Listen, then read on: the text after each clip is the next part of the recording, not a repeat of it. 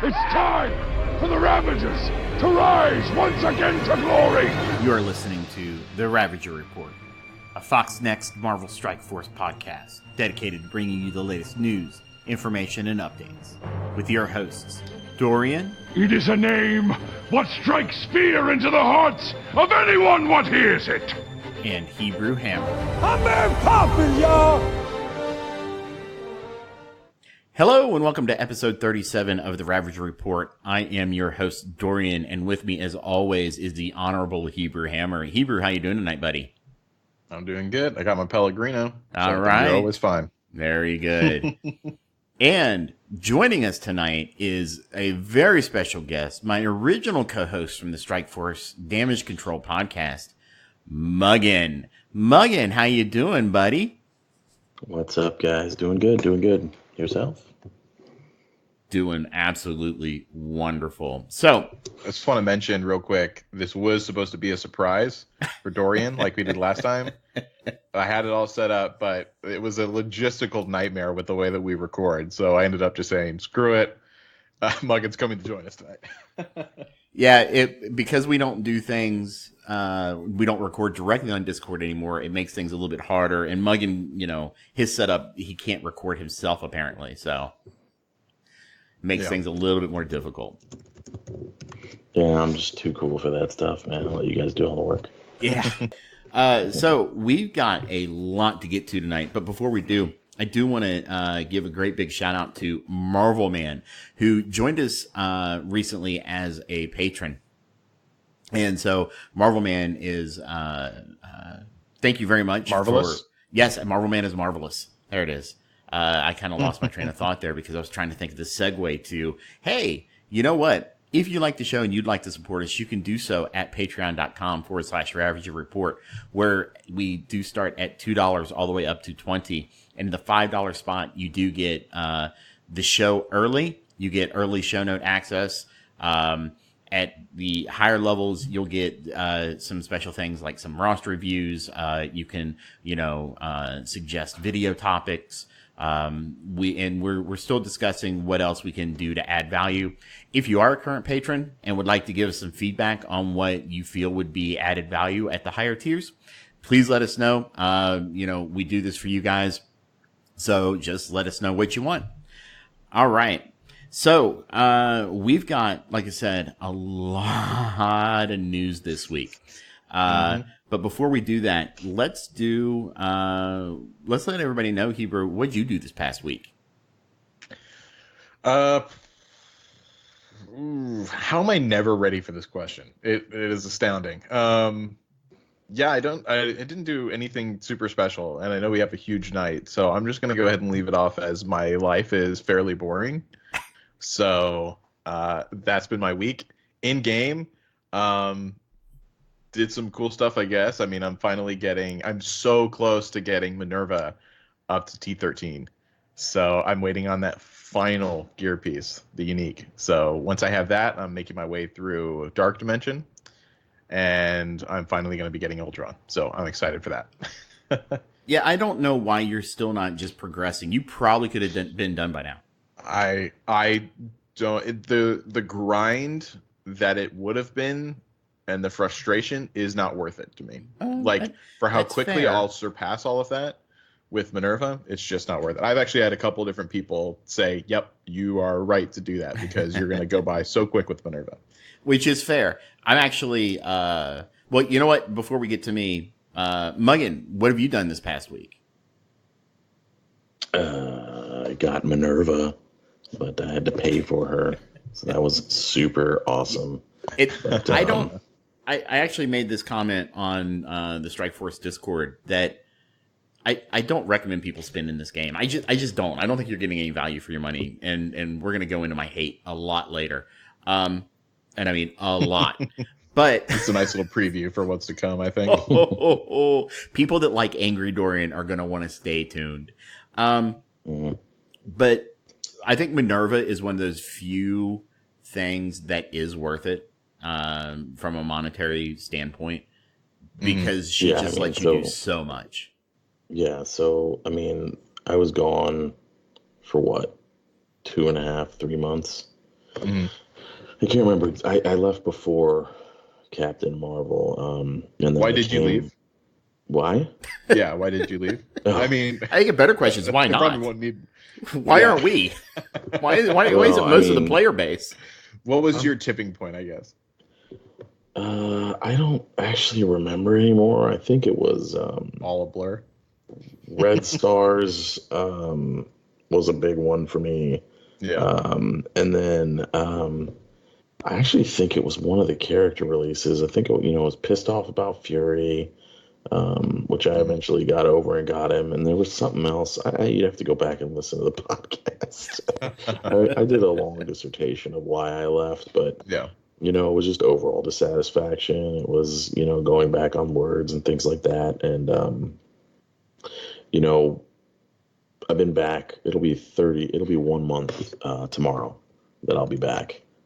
So it's been not too terribly bad hmm to kind of readjust. I'm missing when I left, I was missing one character, or maybe two, and now that I'm back, I'm missing like 2.5 rows, which is kind of sad. But Yeah.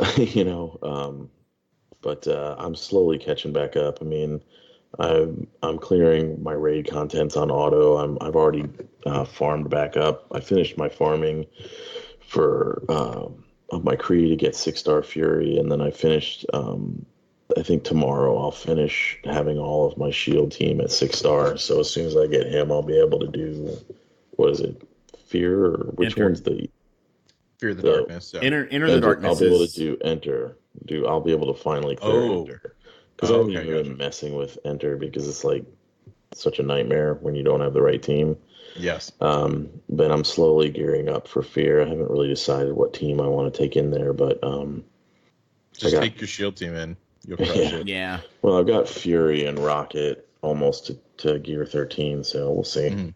what makes sense to go in with. Actually, yeah. Any Minerva team actually would do even better now. Come to think of it, it's been so long since I've even thought about Into the Darkness. My sweet 2-star Minerva. Yeah, the problem is you yeah. can't take her into Enter the Darkness at 2-star. No, but you can Oh, take the Fear. Yes, So you you can don't- take them into Fear. Yeah. So that's the thing is Fear doesn't have the requirement. It's got the gear requirement instead of the star requirement. And since in this game they don't lock you out of gear 13 by star count, which is awesome. Mhm. I could just take her to 13 and bring her in. I mean, Okay, so we're going to nix that right now. You're not allowed to say anything is awesome from Fox Next for the next 2.5 hours. look, I mean, I'll tell you. I mean, if you want to ask why I came back, I can tell you later. But let's hear what you did this week, Dorian. So out of game, I didn't do a whole lot. Mostly work. And my son's birthday, his 17th birthday was yesterday, so that was exciting. Wait, did you say 17? 17. Wow. Yeah. I thought he was so much younger. No. Oh, he's gonna be going off to college soon. Yeah, he'll be a junior in high school next year. Wow. How you feeling? Old man. You gonna miss him? Oh, well, yeah. And considering the fact that my wife, Mrs. Blade, is pushing people to stay at home and go to college locally. No. So, No. yeah, that's a thing. Good luck with that one. Oh no, I think my two younger ones want to go away to school. I think my oldest does want to stay because we're near Austin P University, Mhm. and he wants to major in history and either be a teacher or work in museums, things of that nature. Right. And so apparently Austin P has a really good history program. So that would be good for him. He's actually been interning this summer at Belmead Plantation and just learning some history and, kind of having a job and stuff. So it's been really good for him. Yeah. In game, man, I've actually had a really, really big in game week. So I think last time we talked, had mentioned that Rocket and JJ were both T13. I actually have enough now to get Star-Lord to T13, Shield Security to T13, and I just bought the last piece of adamantium that I'll need to get Ultron to T13 when I first do Fear the Darkness. Ooh. So Okay. I'm really close, and I think I have enough Promethium now that I can take either Gamora or Juggernaut, but I'm probably going to wait. I know I'm going to do Star-Lord, I'm going to do Shield Security, I'm going to do Rocket, and I'm going to do JJ, and I think Fury is probably going to... I'm still working on Minerva, but she's like 6 gamma radiation away.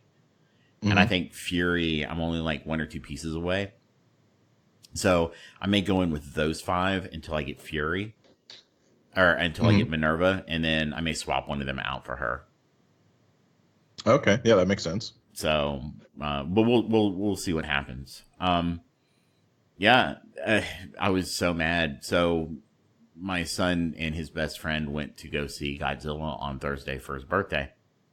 Mm-hmm. And I decided to record a video, and I got like an hour of recording. And when I did the first segment of the video, my wife's camera, and all cameras apparently do this, it stopped recording after 10 minutes. I wasn't keeping track of the time. Mm-hmm. And it was halfway through my first segment that it stopped. I didn't realize it, and I kept going for like another 5 minutes. I thought, oh, okay, well, it probably just stopped a couple of minutes ago. I'll just start at the second segment, which is where I was. No. So I lost half the first segment, so I've got to go back and re-record the first segment again. So ooh, that's no fun. No, it's not. But it'll be a fun video. It's my it's the one I've asked everybody to take a survey on.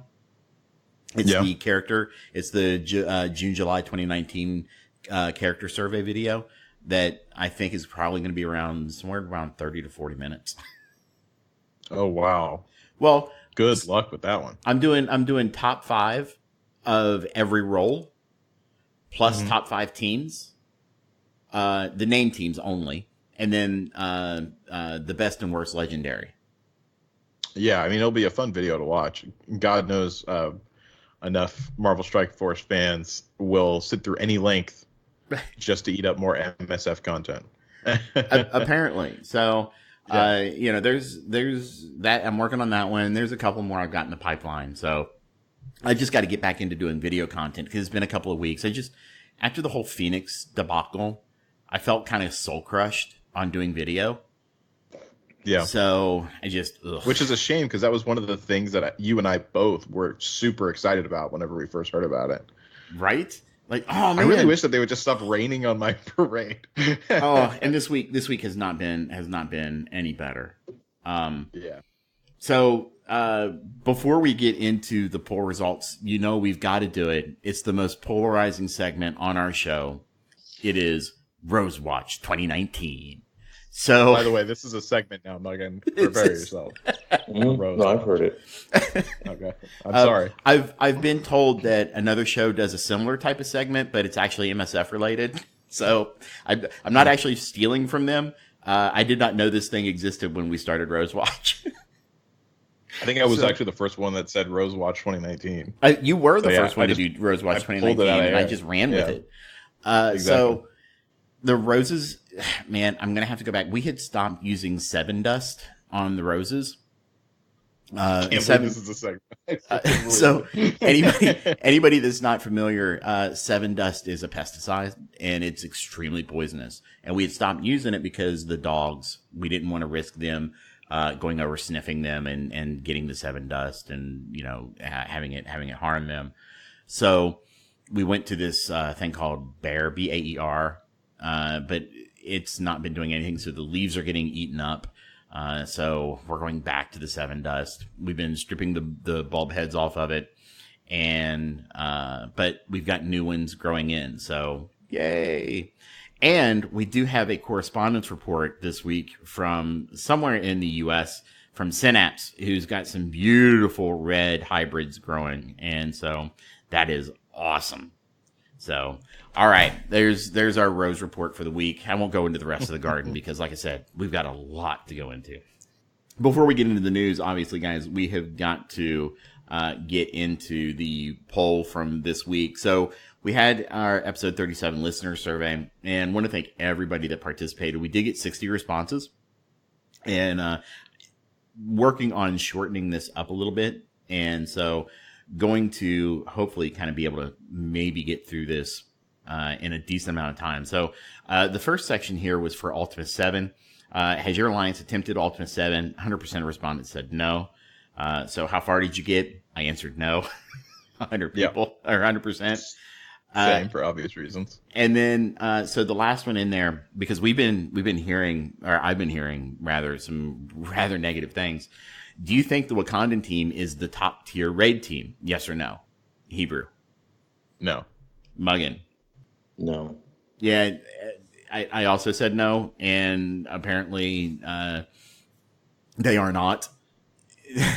So that's surprise, not good. surprise. That's not good. 52 people also said no. So 8 said yes. Next, we're going to get into the milestones, which has suddenly become a news topic for the day. Do you like the new milestones? Yes or no? I don't remember what I answered for this one. Is it just a yes or no? Yes. So I put no. Muggin, what about Just you? because I preferred the last one. No, only because the previous one exists. I think if the previous version didn't exist, then these would probably be fine. Yes.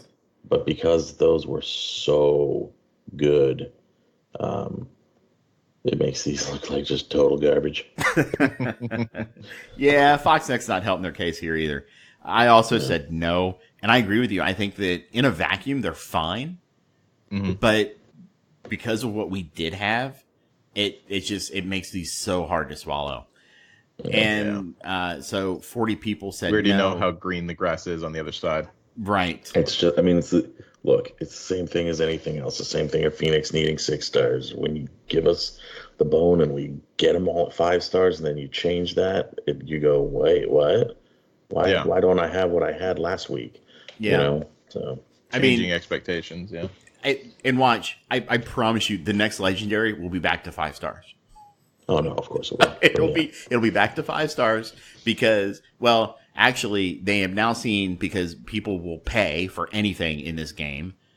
That's the thing. That's the problem. No, it'll just be 6 or 7 stars from now on. They're all like that, though. I mean, all the games are like that. So. That's very true. That's very true. Yeah. And I don't hold Foxnext. You know, I mean, look, let's all be fair, okay?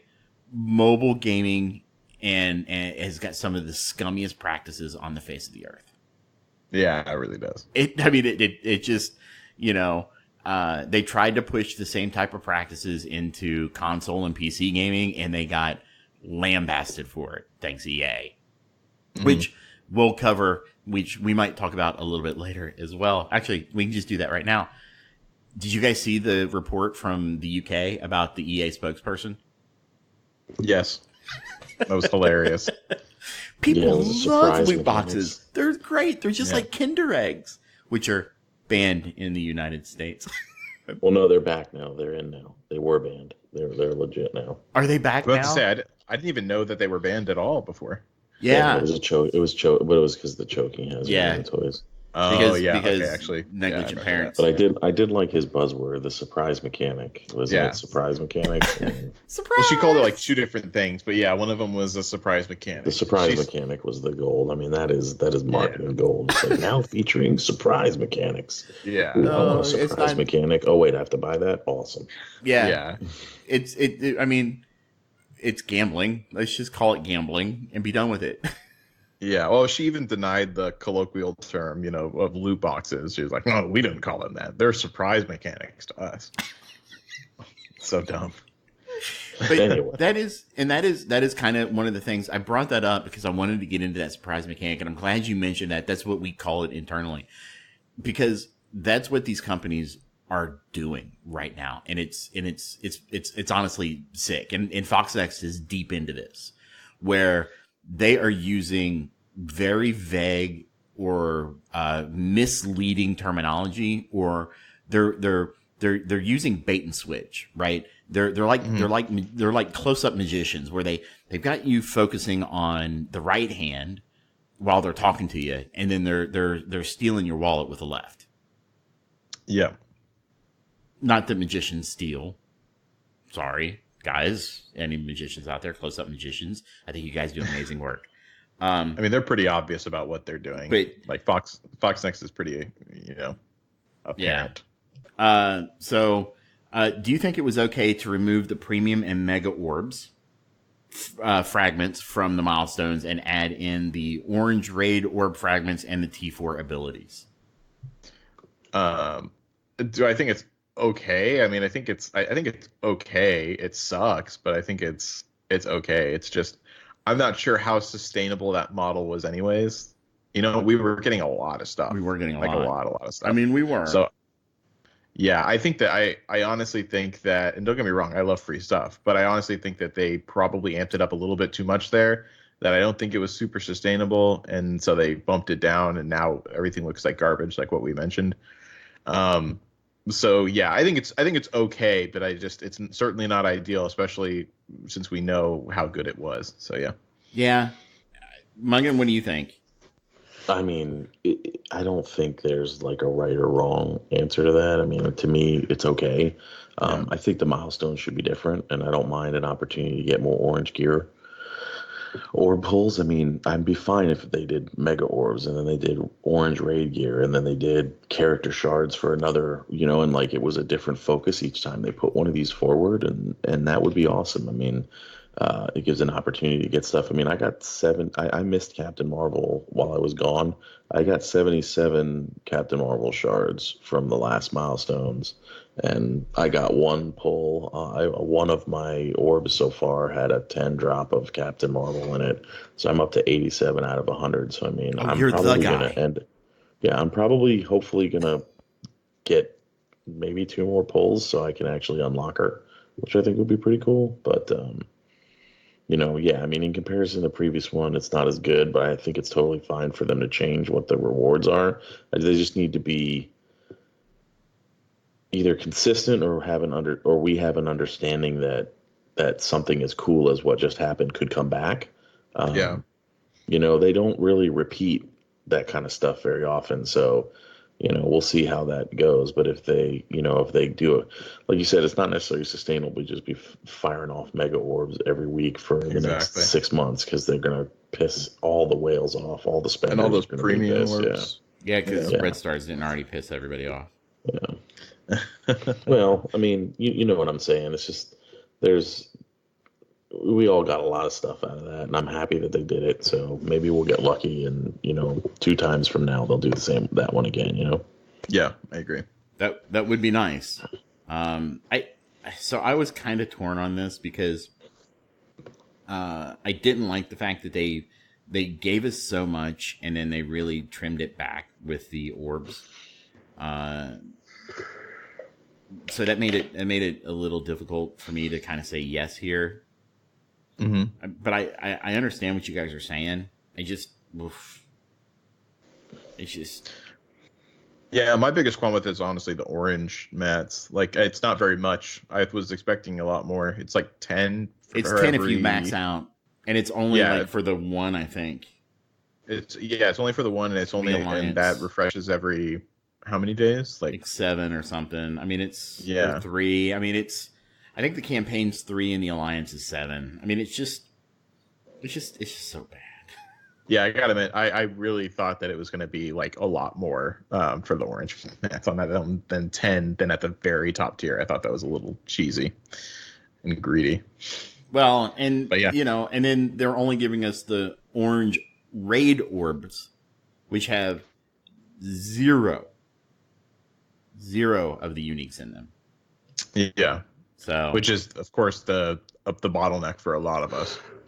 Right. I mean, there are some in that orange raid orb that I can use, but most of the time, if I don't have the orange uniques, I'm just like, oof, okay. In fact, that's all I buy out of the Alliance store now. Yeah, I feel you. So, let's move on. Dark Phoenix. Will you be ready to unlock Dark Phoenix? Yes, no, maybe.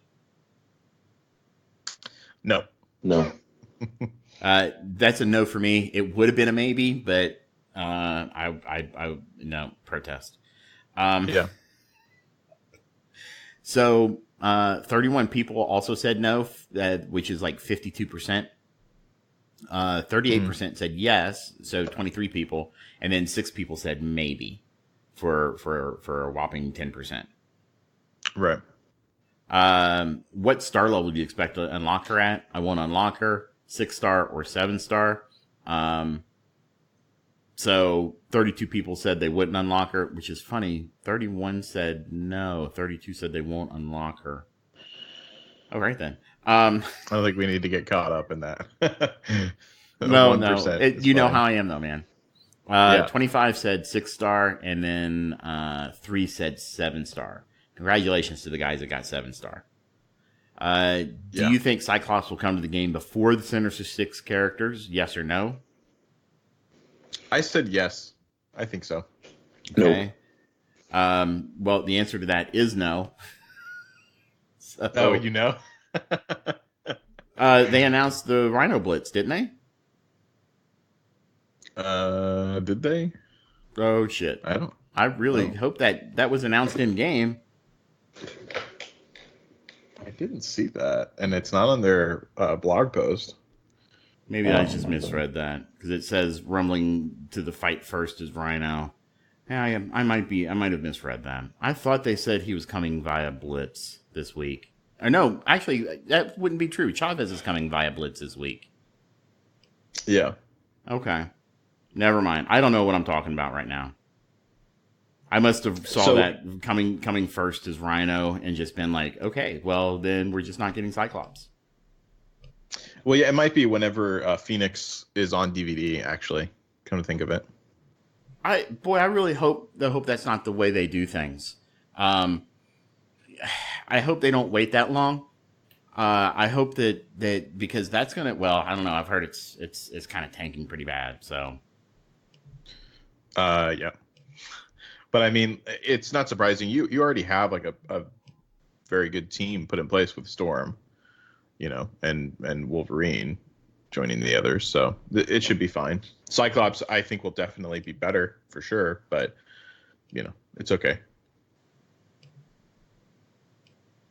Yeah. Sorry, I'm double checking something real quick.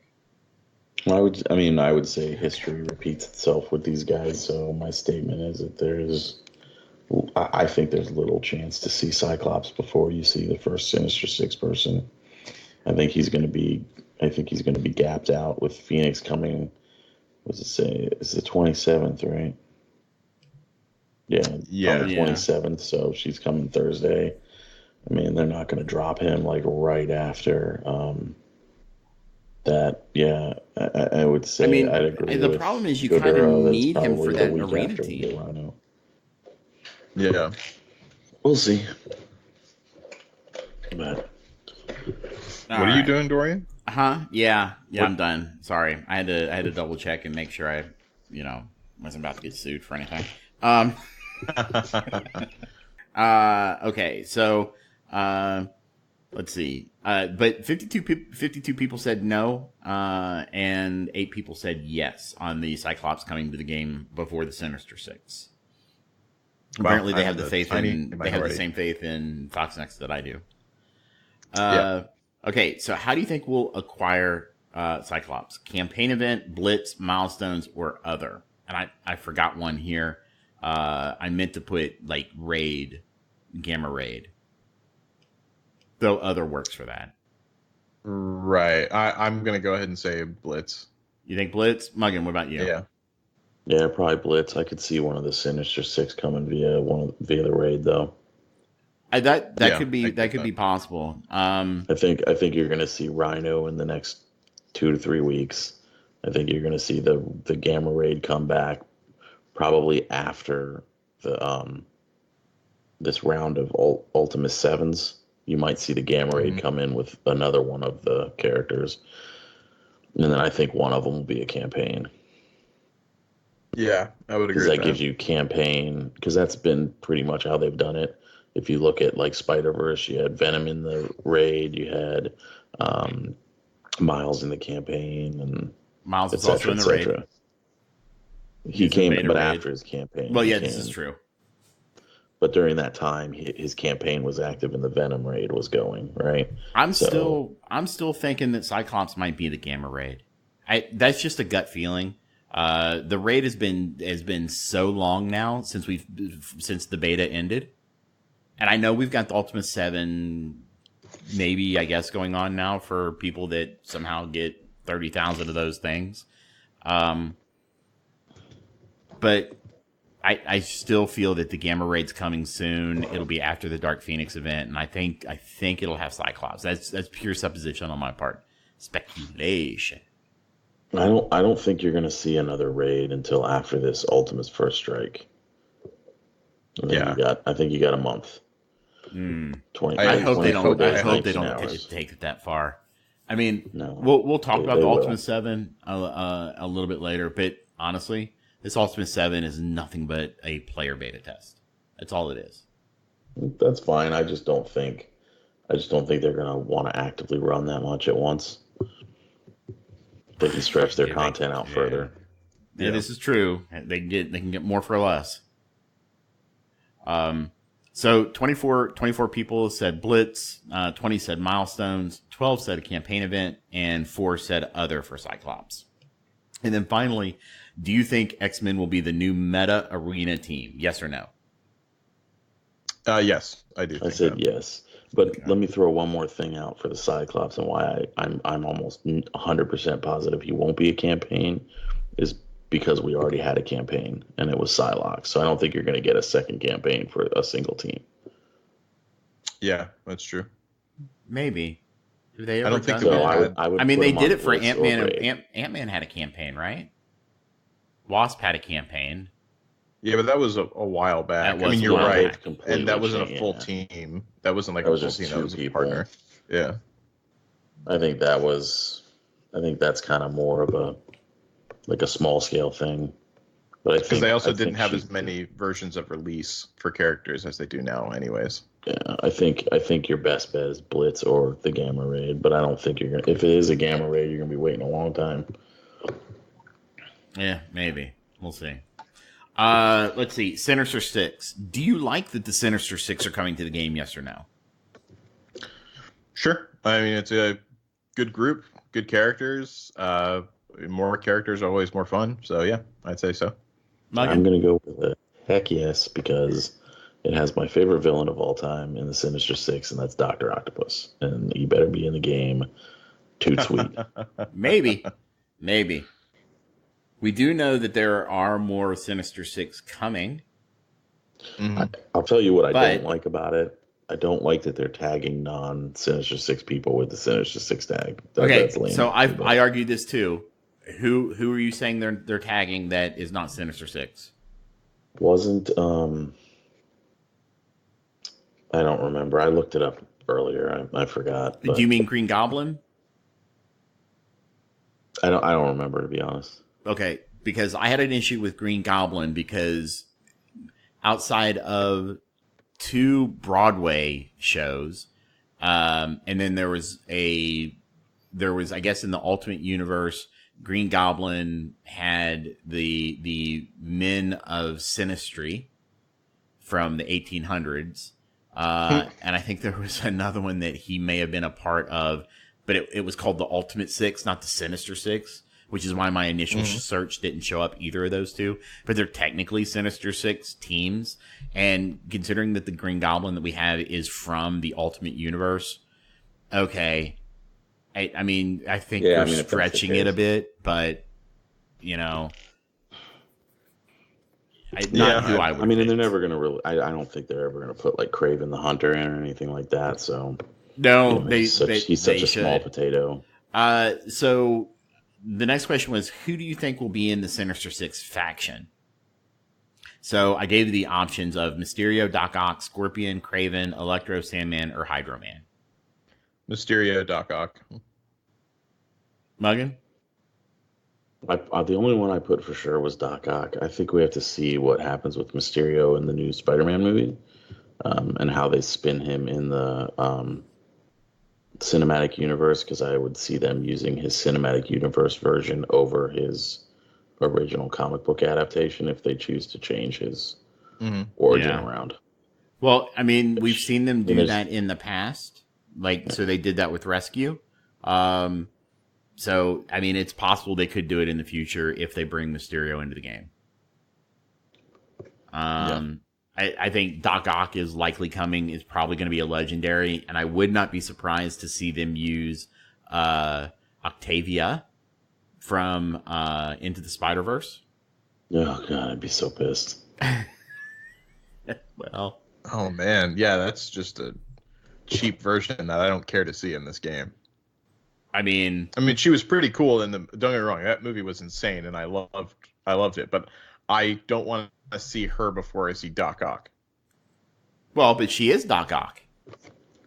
Yeah, but I don't want to see her version, like that iteration of Right. Doc No, Ock, if you want to call it. I'm with you, but I just I No, I mean I could see him doing it. I could see them doing it. absolutely see them doing it. I don't know if there are any others on this list. I mean, we could see Electro, we could see Sandman, we could see Scorpion. I think all those are possibilities. Mhm. But I do think that the first two that you guys said are the most likely. Yeah. So which game modes do you think Sinister 6 will be good in? Arena, Blitz, Campaign, Raid, Alliance War, Darkness. I put Raid just because I don't see them tuning anything specifically for Enter the Darkness. Not to mention, I don't think that they have the capacity, honestly, to balance anything for that themselves. And so, yeah, I think that Arena and Blitz go hand in hand pretty much. So I think it will revert over to Raid again, because the most recent one that we had before this was Wakanda, and that didn't work out like they wanted. So I think it'll probably be Raid. No, I think Raid. really I think Mysterio is probably going to be a healer, actually. That's interesting. Mm-hmm. That would be interesting. So I had started working on a Sinister 6 video. I just didn't have time to finish it, and I talked about Mysterio in that video, and I thought he would be, because I felt that with Sinister 6 release, we were basically seeing reskins of the Brotherhood. Mm-hmm. That, like, Rhino would just be another Juggernaut with, an AoE charge. It sounds like it. That Shocker, not Electro, but Shocker would basically be a pyro that instead of bleeds, he stuns. I had thought that Vulture, as somebody else had mentioned Falcon. I think in my video I was talking about kind of like Wasp, but Falcon's possible. And that's a good point, though, because I forgot. I answered that before I read the thing today, the blog post for today. But the blog post for today does put them as a very anti-city hero team. So it would kind of make sense that they would put in that as an arena team rather than a PvE team. But we'll see. It might also be a floater team where they can work for both pretty well. Yeah. I think Blitz and Arena are kind of where they're gonna put them in, but they'll be. I think in Arena they might. We'll have to see the kits, but I think they're gonna be more of a mid tier. Yeah, I mean nobody's running defenders in game, and nobody's I running think they'll be city good for heroes in Blitz. game. I mean, I think they'll be good for Blitz, and you never know. There might be some city tuned nodes in the next Gamma raid or something that they're planning on them being used for or something. Yeah. We could also see in that Gamma a Sinister 6 tag where they're one of the teams that can be used on a specific node, like we do with some of the other ones, Yeah.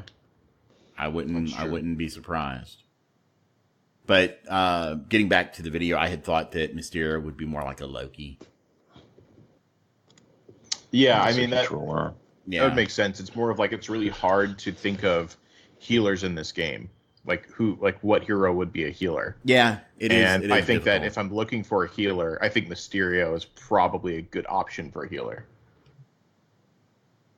Or I should say, the best option for a healer that they could get, I think.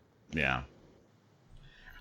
All right then. So that is our survey for the week, and then let's see. The rest of that survey is the grab bag, which we will get to in a little bit.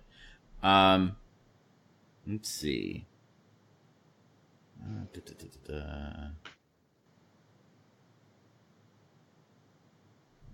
Sorry about that. I was reading some of the in-game or the chat on Discord. All right. So let's see. News: Sinister 6 incoming. Rhino before Cyclops. We talked about that. New milestones. So we kind of talked about the new milestones. But they did something I felt was a little shady yesterday, and that is that they removed Captain Marvel from the common and uncommon center drops with everybody else, right? So if you read the blog post, it said that Captain Marvel will have a 9 times drop rate over every other character. Now, when the orbs were originally out, she did have that 9 times drop rate in the common and uncommon, because everybody else had like a 1.21 or something, and she had a 9.8 or something like that. So it was very close to being that 9 times. Then they took her out, and their explanation has been, well, she's still her 10 times drop is still 9 times more than everybody else's 10 times drop. Right. And you have to understand the intricacies of statistics to really say, you know what, you're right, she is, but it's really BS. Because but that's what they do. So before we go further, technically they are absolutely correct that the 10 shard drops for Captain Marvel is 9 times more than any other specific character in the orbs, right? However, every other character has a 10% chance to be called, whereas she's only got a 1% chance. It's a little shady. And the only way you're going to know this is if you got to take 10% and multiply it by the 1.22% in the orb, and that's going to give you like 0.00122. And then if you take 1%, divide by 9, you get almost the exact same number. It's 0.0011111. Yeah. So it's verbal magic that they're twisting to make themselves right. And I think it's dishonest, and I think that it's BS. I mean, I could sit here and call the developers, worthless tools, and somebody might get offended by that because thinking that I'm being insulting. But no, they're not. They're I need a screwdriver. They're worthless to me. They're not a good screwdriver. I mean, we can all play word games. I just think it's horrible to do so. Yeah, I mean, it's just they are playing semantics, and they always thrive on ambiguity. They put it into everything they say on purpose. That way it gives them wiggle room. So it just doesn't surprise me at all. So yeah, it's just, I think that it's certainly not ideal. At least we still have a chance to get her, but yeah, it's definitely not ideal. Yeah, I mean, be honest. Just be honest. You don't need to lie to your customer base to get them to spend money. In fact, you probably would find if you were honest about what you were doing, people would, if you were honest and did honest things, people would spend the money more readily. You would probably make more money. Yeah. I mean, Quit trying to out Muggin? EA. What do you think, Muggin? I mean, yeah, it's not ideal. I mean, The orb construction that they use in this game is horrendous. It's just not good. Well, Any kind of mixed orbs that they have just don't, pan out. I mean, I took screenshots of all of my Psylocke pulls and was just amazed at how crazy weird they were. In the pull rates and kind of how it works. But yeah, I mean, they don't know how to construct a good orb these days. Let me clarify before you go any further. Let me clarify, okay? I have no problem with what they did in the orbs. That is not my problem. My problem is the constant disingenuous and intentionally misleading language that they use. Right? They say something that gives off a intent in their language usage. And then they come back later and go, well, we never specifically said that. We really meant this. And they don't admit what this is until they get called out on it. I agree, but I think it's one of those things where it's kind of like, you fooled me once, shame on you. Fooled me twice, shame on me. Like, we should know better at this point. So this being super upset about it, I could definitely see like being like annoyed and being frustrated with it, but being like, this just isn't like the worst thing at all that they've done. Like, this just doesn't surprise me. So I at least personally am not too hung up on it. They do this all the time. That's the problem. They quote unquote do this all the time. Mm-hmm. And we just let it go. We're like, meh, this is just what they do. It's who they are. And that's what, that's kind of the point we're at. We are at, the Helsinki syndrome of identifying with our captors. Right? I mean, well, it's more of just some people at least taking a fatalistic attitude with it. And that's what I do, because I realize that we keep supporting them whenever they do things like this. It'll never change. That's just business. If we keep throwing money in their face, but we're saying, oh, no, it doesn't matter. Money talks. I know. And that's the thing. And because the things they're doing don't affect the people that throw the money at them. Yeah. But, it is what it is. I don't think that this is like anything super terrible, in relation to other things that they've done. So yeah, like I said, I kind of just, I don't appreciate the things they do, so I don't buy anymore. But yeah, I mean, I just don't see that changing anytime soon. So I expect these things now. I would advise everyone to be in that mentality of expect them to do stuff like this, because I promise you, this will not be the last. No, it really won't. I mean, look at it this way. All right, the game is just barely a year into official launch, not including beta. They're gonna keep testing stuff. They're gonna try new things. They're gonna have successes. They're gonna have failures. They're gonna have stuff that looks shady. They're gonna have things like the last milestone that you're going, wow, that's really cool. And that's just the way it's gonna be. And it'll probably just be that way until the end of time. I mean, we play other games that have been going around a lot longer than this one that still try and experiment with character release cycles and things like that. And sometimes you go, cool, that worked. And sometimes you go, what in the heck were those people thinking? They've lost their mind. So, they're going to test the waters. They're going to see what you do. And if you react, the only thing you can react with is your wallet. So if they don't make money off of it, then they won't. You have two things, is they, if they don't make any money off of it, they're going to find a way, and people still get it.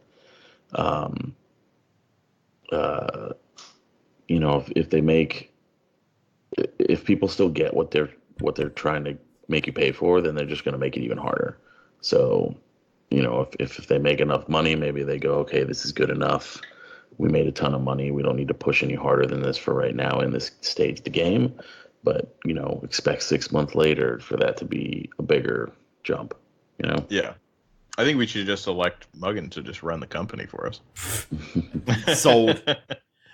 Real quick, also, somebody pointed out in chat, I said Helsinki syndrome. My bad.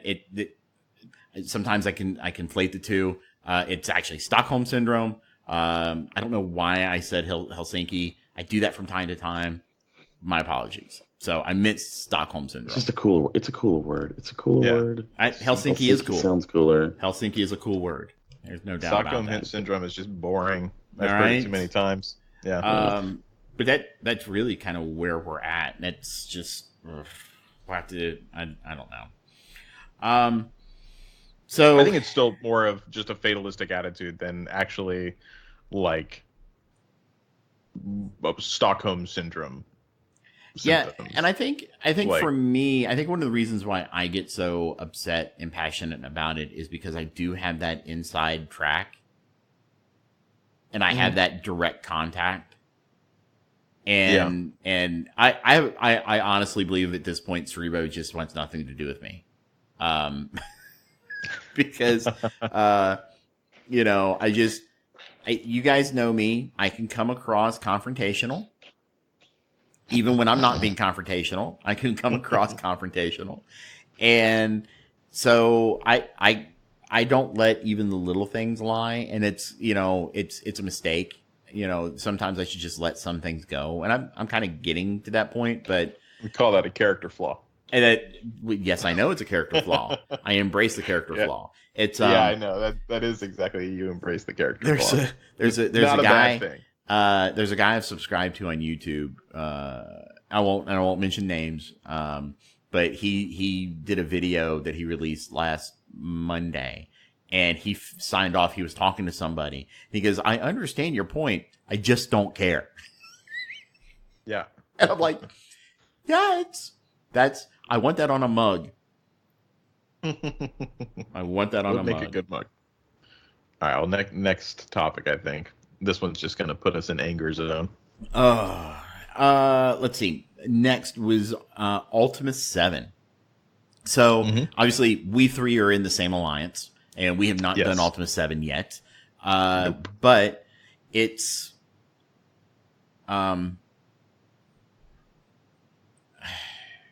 is it so? Have you guys seen the screenshots of like the end node?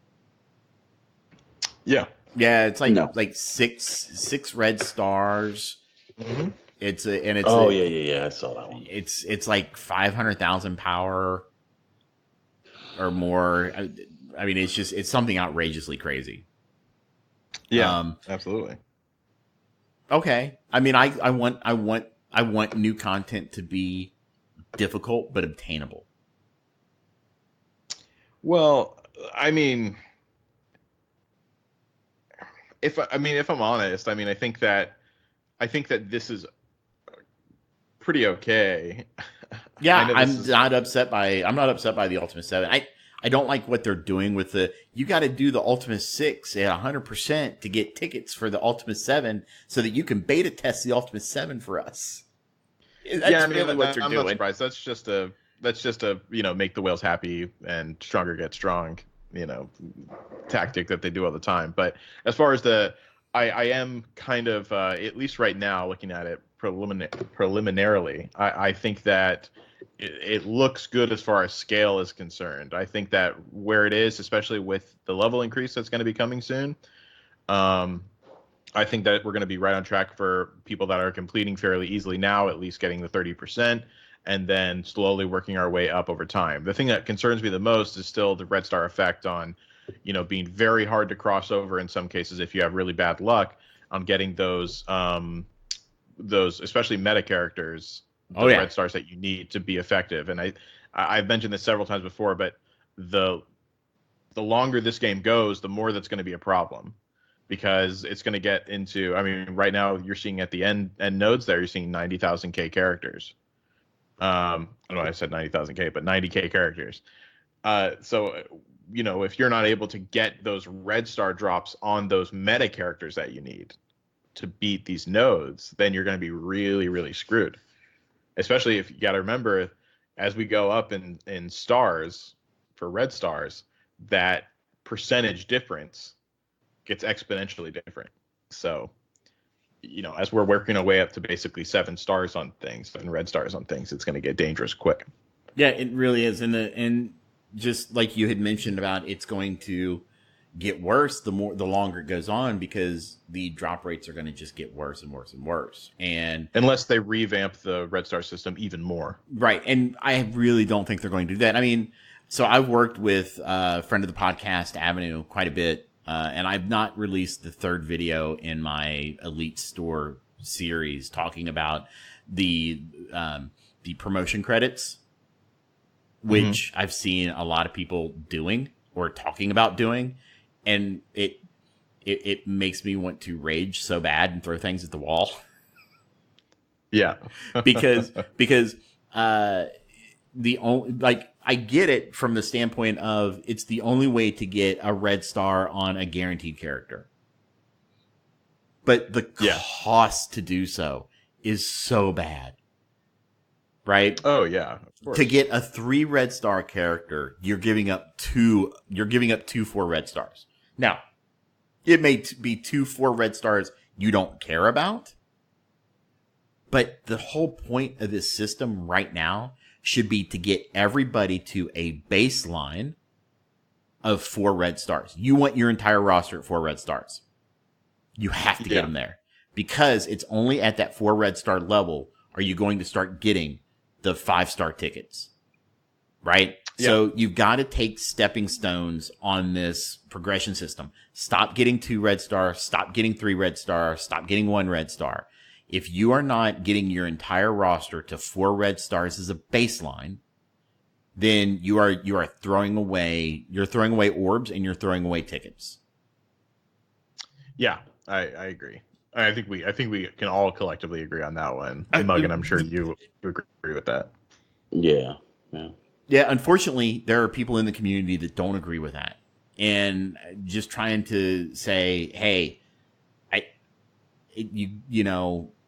I understand the need to buy, a 3 red star rocket or a 3 red star Minerva, right? Because that 10% power increase is nice. But, right. I hate gambling, but you are giving up 4 red stars. Well, who's to say you wouldn't have gotten a 4 red star on those characters? Right? Because you're giving up 2 chances for a single 3 red star. You're giving up 2 chances for that. So you just condone gambling to all those little kids out there. No, I'm actually saying you want to get, I'm saying you need to do that to get your entire roster to 4 red stars, because that's the only way you'll be able to progress to get everybody to 5 red stars. And now that's exactly what they're going to do. I wish they would do like a draft mechanic for those elite orbs. I think it would solve a lot. I don't know if you understand what I'm saying, but like when you pop that thing, it gives you three results, and you just pick one of the 3. So at least you have a little bit of choice on taking the best of the worst if you get like a bad pull. But the chances of you being able to get something that might actually be useful for your roster is better, because like I pulled my first one and it was a 5-star and I was like, oh, that's cool.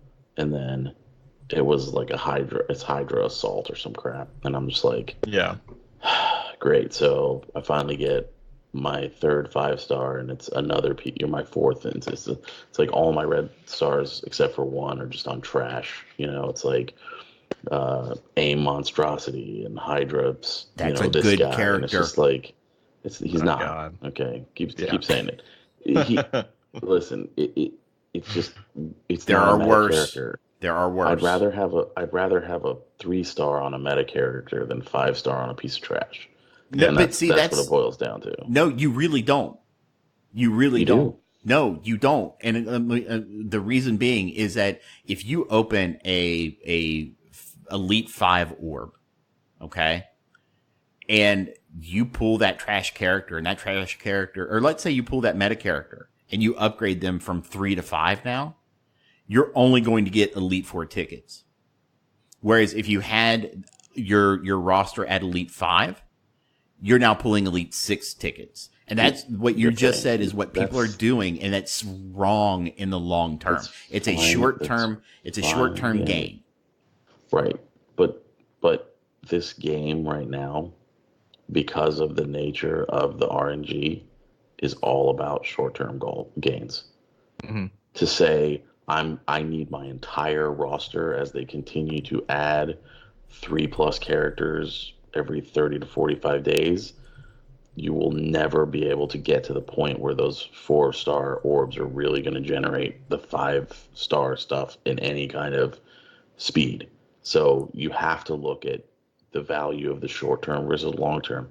And just like in real life, short term games are never as good as long term games. I mean that's always going to be that way, but sometimes taking the short term gain can net you benefits in the long term if you play your cards right. But it's all RNG, so it doesn't really matter. You know, Yeah. Which is if, why if I pop an orb and Oh, it's no. got a 3-star, of something Yeah, that I but- use versus a 5-star of something I don't, then I'd be happy. Maybe I'm not making myself clear. I'm only talking about like Elite 4 and up. The standard orbs, fine. But the problem is, like, Elite is talking here that he agrees, but since we can't get the 5 red star credits unless we get dupes on the 4 red stars, those 5 red star fragments are going to take forever to get, which is true.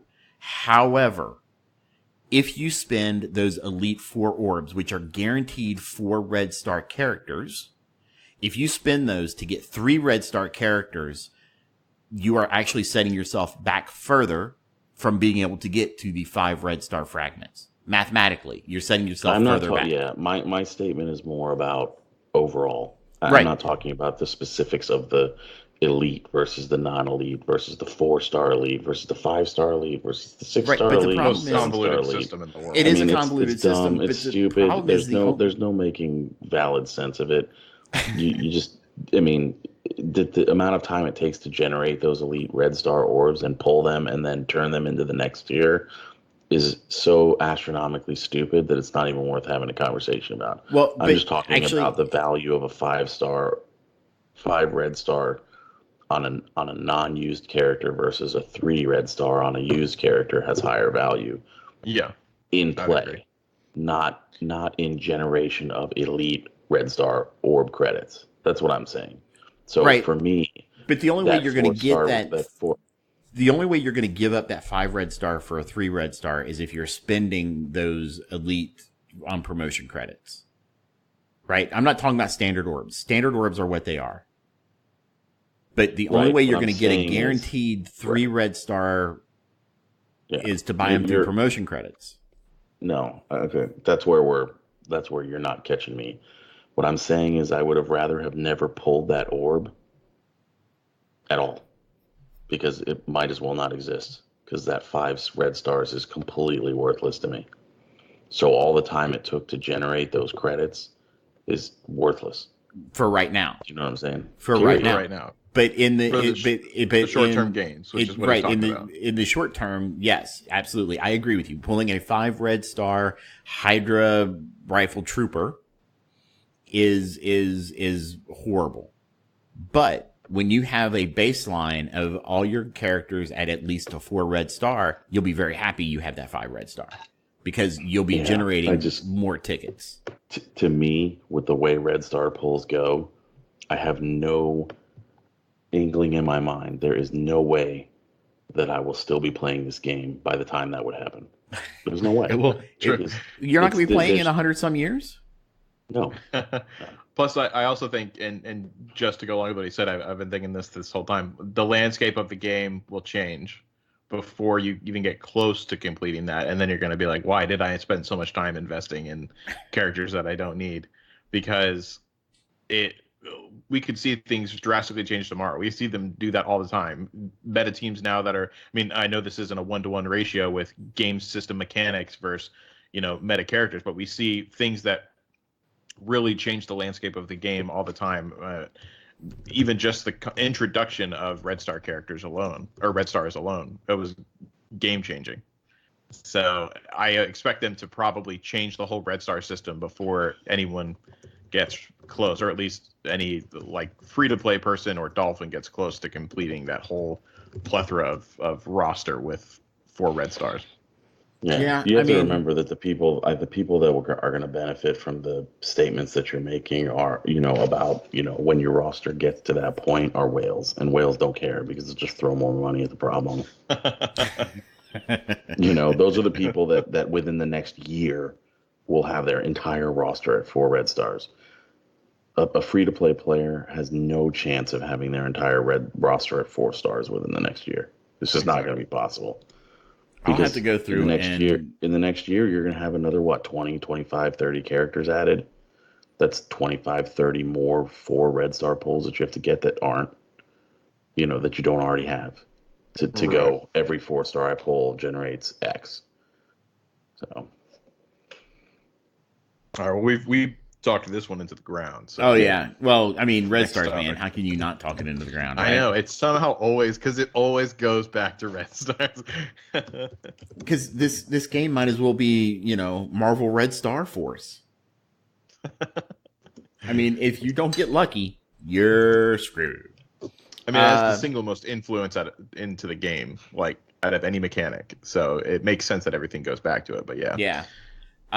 So what about the reports that because we had started on Ultima 7 before, going on a Red Star derailment, that Wakanda is not it's meh. It may not even be better than Kree in Ultima 7. For me, I just want to go ahead and say I called it. So I'm going to go ahead and throw that one out there. But either way, I mean, it sucks. I mean, because the people invested a lot to get that. And the claims that they were making were, in my opinion, I could see right through them. But, to people that haven't played as long or, still believe in Fox Next every once in a while. Yeah, I mean, it's incredibly, they were just flat out wrong. I was going to say it's deceptive, but it's not. They said one thing and then it just straight up wasn't. But yeah, it's unfortunate, but that's how it rolls, I think. So here's what's funny. We actually had a very long conversation about this in a different chat that I'm in. And I actually went back through all the times that they talked about Wakanda in the dev blogs. Mm-hmm. And I cannot find, I could have sworn that, because you and I had this conversation, I know, a couple of times, that they were going to be the best raid team. It was in a video.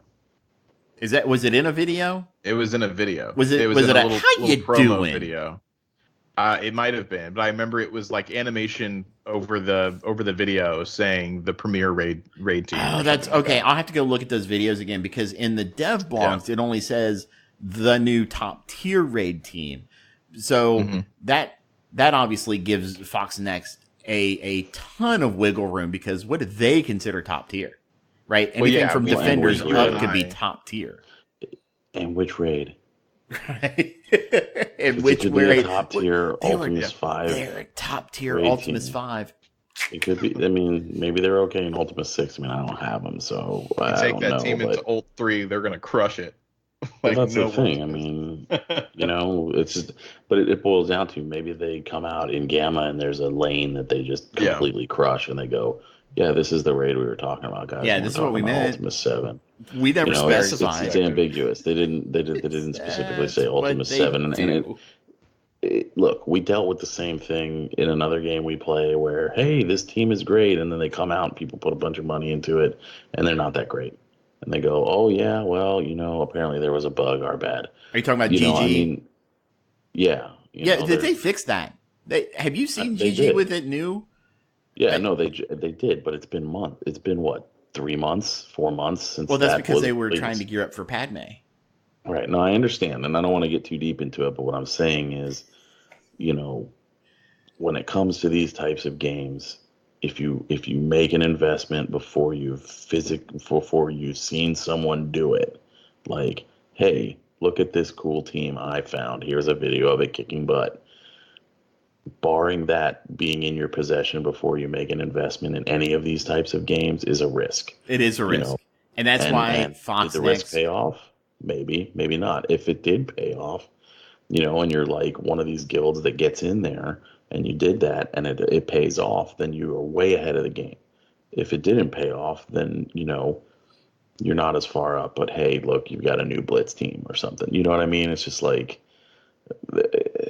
there's ways around it, but that's kind of my thoughts is like anybody who makes those types of investments before they've seen the proof, you know, are it's a risk, it's an investment, just like investing money into anything. The earlier you invest, the higher the risk is that your investment won't pay off. Yep. Yeah, that's very true, and it's just that's why we all keep telling Fox Next we need a test server. We need a test server so that we can get these. We can take this Wakandan team and we can go into Ultima 6 or Ultima 7 and we can run through it and say, yeah, these guys are pretty good. You guys need to be getting this team, or going, hey guys, this team isn't quite living up to the hype that you sold them to. We need to fix this. We want the game to succeed. Stuff. I mean, even when other game-changing programs have had test server access, it's still not an apples-to-apples comparison. And even in that case, we've seen, the test server isn't specifically tuned in exactly as the production server is. So it worked great on test, but it doesn't work on production. That's why we're hoping we're not going to change production. Well, that's why we're hoping that, considering where Cerebro came from, and what he did over there, that we are going to be able to get a test server that's going to be a closer match to production, than what we saw in other games. Like, for example, the problem with some of that test server over there was that the characters were blown out of proportion in what they could do. They weren't a typical character. Our hope is that if we get a test server, that it will be more of what a typical player will be able to do with a character. So, level 70, gear 11, gear 12 maybe, max abilities, no, maybe not even the oranges, maybe just 6664, right? And no red stars. And let's see what they can do. Let's see what they can do with no red stars maxed out. Yeah. But the other thing you got to remember at the same time is that, Wakandans may suck at 70, but they may be great at 75. Yeah, maybe. So, but, I mean, because you don't know what the scalability of those levels are. You don't know if they're going to put out a new skill level, or any of that stuff. So, there is a possibility that they were tuned knowing that 70, they should have been tuned knowing that 75 was a thing, knowing that Ultimus's requirements straight up say level 75 plus, and they've been saying, some of their content's been saying 75 plus for a while now, though. Right, but that means that they're thinking about it. They wouldn't have put it in the game. They've been thinking about level increase for the past 6 months. Yeah, well, you know how long it takes to verify that your 100 characters are all tuned properly for 5 levels from now. Have you met Fox Next? There is a level of tuning that still gets done by those guys, whether they're good at it or not. Have you met Fox Next? I don't want to argue semantics over that. I mean, that stuff doesn't do anybody any good. Like going, Fox Next sucks, Fox Next sucks, Fox Next sucks. Okay, if they suck that bag, they turn off the game. It's very obvious that they do a minimal amount of tuning or testing before they release anything. Even a minimal amount for the amount of content that they have is going to take months, especially if they put a minimal amount of people on it. Okay. You're not allowed to defend Fox Next, man. I'm not defending Fox Next. It's common sense, man. I'm not here to defend anybody. Trust me. I think that they have a lot of shitty things that they do, but I mean, to just sit and bash it and not have a good conversation is rough. No, brother, I'm being facetious. I know. I'm just being facetious. So, somebody pointed out earlier this week that Dark Phoenix's vitality drain. Now, I don't know if the text was changed or if it was this way all the time. I do know that it's not on msf.gg and it's not from my earlier notes, my really early notes about Dark Phoenix. But apparently her vitality drain, where she basically pulls a Minerva and strips up to 20% health from all enemies, is now capped at 300% of her max health. So if she's facing 15 enemies and has 100k health herself, she will only do 300k health max So actually, that would only 300%. So it would be 300K max. Whereas like Minerva's uncapped. So do you guys think that this is going to be something that they may apply to Minerva at some point, or do you think they'll leave her alone? I mean, she's so broken that I wouldn't mind if they did. Honestly, I know people are probably yelling, but yeah, they should. I mean, we all know what happens when you don't put limits on stuff. Eventually, you break it. So I don't think this is a that big of an issue. I mean, the character's not even out yet. It's fine. You know, going through and making sure that you don't break your game later. I mean, I'd rather have them do this now and get it out of the way than, you know, let it run rampant and ruin something. So, which is fine, but do you think they should have communicated that hey, they made a change? I mean, the character kit's in game. Now, again, I don't know if they did change it after she was in game visibly or if it was supposedly new. So, I mean, I'll give you my take on it. You're not going to like it. Dude, I love everything you say. It's okay. Can you obtain the character shards yet? No, you cannot obtain the character shards yet. Then they can do whatever the heck they want with it. So, I mean, but something this minor to me isn't that big of a deal. I mean, if they want to go, if they go crazy with it, it's a problem. But to make minor tweaks like this, I don't see that being an issue to add in little bits of text, or, you know, this could have always been in there and they're just clarifying it, which is probably what they're going to come out and say when the pitchforks come out. Is they're going to be like, yeah, this is always how it works. In fact, on Minerva XYZ, her percentage max is 400%, blah, blah, blah, blah, blah, blah, blah, and now we're going to add that to her tooltip. Thanks for reminding us. Which, you know what? I mean? If that's the way it is, I would prefer that it be there. So people don't listen to our podcast. I don't know why. You should. People don't watch videos. People don't get on Reddit. People, I mean, I would say more people have the only source of information is the in-game mails. Which means that... Well, I don't think that they ever stated the exact wording for any of the characters in-game. No, I think all the people that would be affected are the ones that did the research to find it. Right. Well, let me finish though. These people, right? The only source of information that they have are from in the game. So if Dark Phoenix, and again, I'm not saying they changed it. I don't know.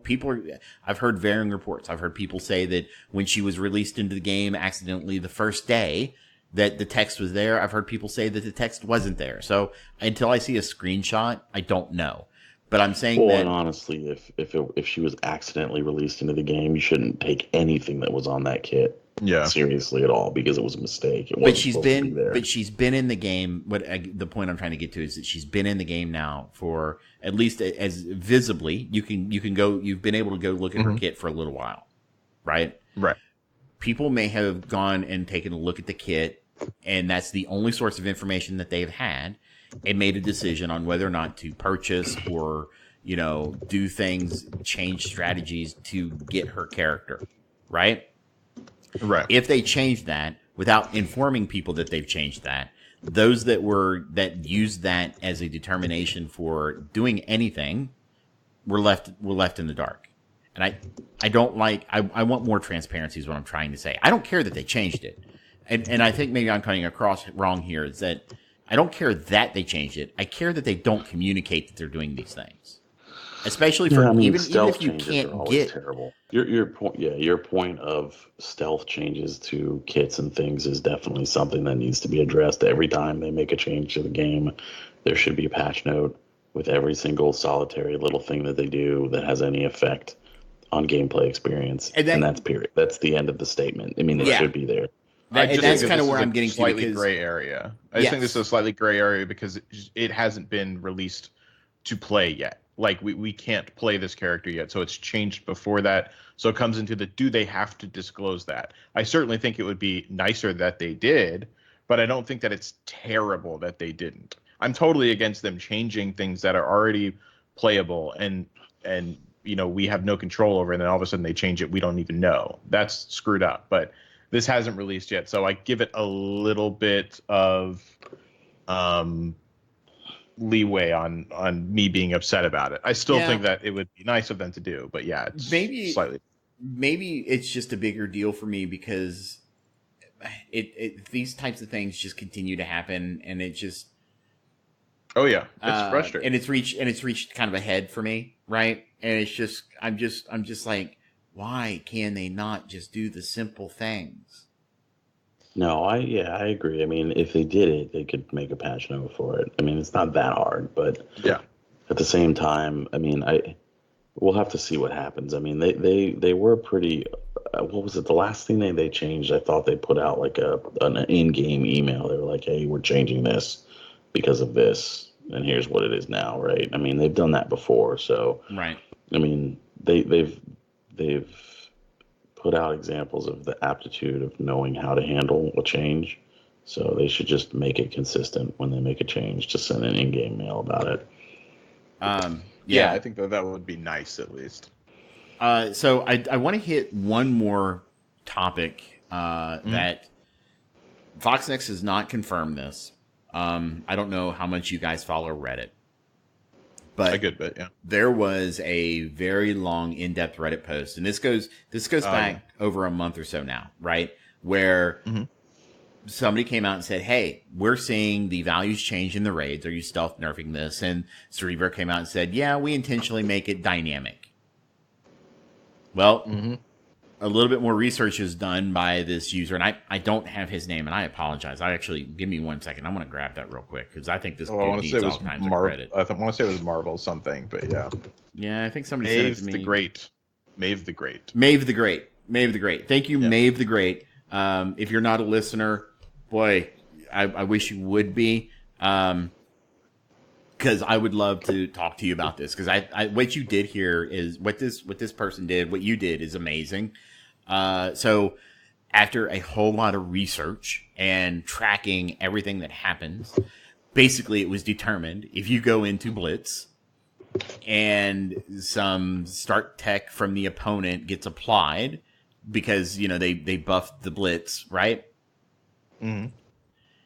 That start tech upgrade looks to be following you into PvE content. So, right. Not sure if it's happening in Arena as well, but it's if you go into a Blitz and you, let's say, fight at 8-3 and you fight somebody with a 20% start tech upgrade for everybody. You then go into Mystic 3-9. Well, that start tech upgrade, that 20% boost in power follows you, which is why sometimes you'll see your Mystic team be higher after doing a Blitz or after doing something. And it happens in campaigns. It happens in raids. It happens in, I don't know if it happens in Fear. And I'm not sure if Alliance War triggers it as well. But, yeah, this definitely seems like a bug. A pretty massive one. Yeah, I think he proved pretty empirically that it was a bug of some kind. I just think that it's crazy that we still have problems with like Stark Tech implementation in this game. And maybe this is pure ignorance whenever it comes to programming, but it seems like we have had so many problems with Stark Tech, and it's been released so long ago that I don't know why it's still a problem. Yeah, and so there was a problem with it being in Blitz, and the display numbers, what it was showing, how it was affecting it, and then how it was just showing it aesthetically. And now we're having this, and it's been like the longest, let me see. Yeah, I think it was like the biggest game-changing mechanic that we had, or the first big game-changing mechanic that we had. Yes. So, yeah. And so it's been in game almost a year now. Yeah. And now I'm going to defend the devs here a little bit. Bugs are very hard to find, right? Sometimes you have to go through some very specific steps. But I don't know how you don't clear out variables between, you shouldn't be, if you got a global variable that is being carried over from one fight to another, that's a problem. And that's some bad programming practice right there. Yeah. That is honestly, look guys, one programmer to another, global variables are horrible and should only be used as a last resort. Just gonna say it. I'm just gonna say it. But the recommendation is if you're going to be going into a Blitz 8.3 or something, then before you go into a raid, if you have problems with the raid, or before you go in to try a campaign such as Mystic 3.9, you got to restart the app. Forsaken in chat says it's after Blitz and War, so he's assuming that War is affected too, and I think that's right. I vaguely remember reading that as well. So, just it stinks to have to restart the app, but it's a way to clear out all the data, so that way it's just not going to carry over, and you won't get harder fights. Yeah. So, all right. Muggin has to depart. Yeah, I think that Muggin, are you still with us? Yeah, I'm here. All right. I really only have one other piece of news to talk about, and it wasn't so much news, but more of a question. Real quick, do you guys think Minerva's ever going to come to the game, or are they going to give her the Black Widow treatment? Ooh, that's a good point. I think that she, I don't know. I think that she probably is going to get the Black Widow treatment because people are going to buy packs for her. That I can count on. So, yeah, Muggin. I'm going to go and say that. What? Yeah, I don't know. I mean, it used to be that Nobu and Black Widow were both these unobtainable characters, and Nobu finally made it in. Yeah, but that's because Nobu now is a garbage character. Well, yeah, he's not nearly as good as he was in beta, that's for sure. But Black Widow isn't what she used to be either. I know. I mean, I'll tell you what. From my time off, the one thing I was completely floored by when I came back is that they have not reworked the Avengers team. Because, man, it is so disappointing to see them be just complete trash compared to, like, the Defenders and a bunch of, Shield minions. And it's just like, come on, guys. But anyway, yeah, no, I don't know. I mean, they could use her as a moneymaker because she's so freaking good. But at the same time, I would hope that they'll figure out a place to put her. Yeah. That would be nice, but I don't know. She'd be primed for a Black Widow treatment though because of what she is. Yeah, and that's kind of the thing, right? Is that she is so good at what she does that introducing, I mean, it's kind of a game design conundrum, right? Do you keep her more quote unquote exclusive, or do you flood the market with her and make her less exclusive? Now, I don't think that lowers the value of her kit at all if there are more people that have her. But it does kind of mean you have to come up with alternative ways of beating her. Yeah, I mean, listen, she's prevalent in arena. arena. If they're looking at it saying, holy crap, we totally screwed up with this character and we can't have her out there, then you just flood the market with her and then nerf her. Yeah, I'd hate to see her nerf, and the reason is because I think that everybody that got to use her in like Fear the Darkness before, like let's say they cap her health steal, right, which is part of the reason why she's so good. What's that mean for everybody that's been working on her to get her into Fear the Darkness? Is it just sorry, I mean, they could just SOL. refund stuff like they did with what's his face. Yondu. So. Yeah. So, all right, man. Well, I know it's getting late for you, and you got to jump. So, would you like to leave any parting words for our studio audience tonight? So I will say this. While I was gone, I played everything that came out. I tried Raid, I tried Overhead, I tried all kinds of different, hero collector games. And, there are things about, and honestly, the majority of them out there are like 100% gacha, like no, very little ability to, farm any characters of value and things like that. So, and I've seen some pricing schemes that would make you go, wow, Fox Next is actually pretty tame. Because I can't believe some of the prices they charge for stuff. I mean, getting a pack under $50 in some of those games is like not happening. But anyway, it seems really bad when you're in it, but when you look at it from the outside, I don't think it's as bad as you feel like it is. And taking a break gave me like a very new perspective. Now, I do think that they still make mistakes, and I think there are things about this game that are terrible, and there are things about this game that are great. Like, I still hate Blitz, and I think it takes a lot of time to play the game, and the some of the teams are very out of balance, and some characters are much stronger than others, and things like that. But you know, if you're feeling like you're getting burnt out, and you're feeling that way, it might be worth it to take a break, even if it's just for a couple of weeks, just to get some perspective. Even after a few months, I'm not terribly behind.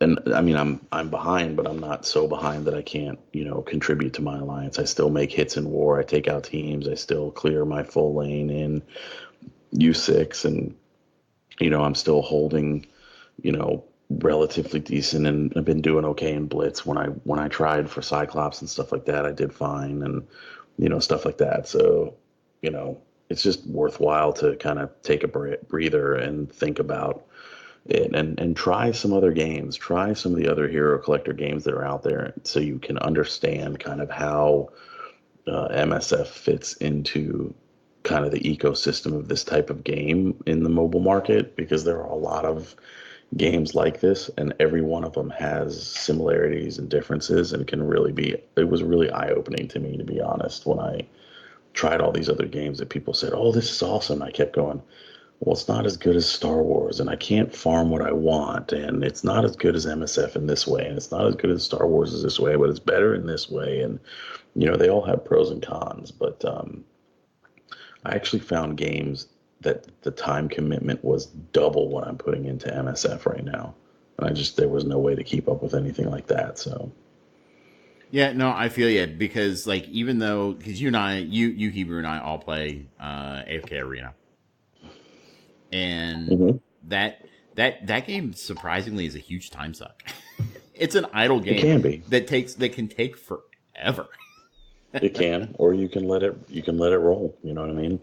So yeah. But I mean, if you look at, there are other games out there that pale in comparison to even that. Like, make that look like it doesn't take any time. It's crazy the amount of time that some of the games take. But that's just my statement: is keep your chin up, enjoy what you can enjoy, leave areas of the game behind that you don't have time for, and focus on the areas that you like. And they make forward steps and backward steps, and yeah, I don't know. I've been enjoying my time back, to be truthful. Well, you know what? So, it's only been 30 days though, so well, catch me up in 30 more days. I'll tell you if I'm still feeling the same way. Well, I can tell you that we have been extremely thankful to have you back. I know it's awesome having you in that alliance again. I'm happy that Evan was able to make that work out. Yeah, man, I'm glad to be back. Anyway, I got to jump. It's 1:40 in the morning, but thanks for having me on the cast. Hope you guys liked what I had to say, and it was good chatting with you guys in the studio audience, and looking forward to listening to this in a couple days and see what I had to miss. Yeah, absolutely, brother. You take care. All right. Night, guys. All right, night. So, let's see. Let's do some grab bag, shall we? Let's do it. My favorite part. Let's see. Do you think the jump from Alt 6 to Alt 7 is too much?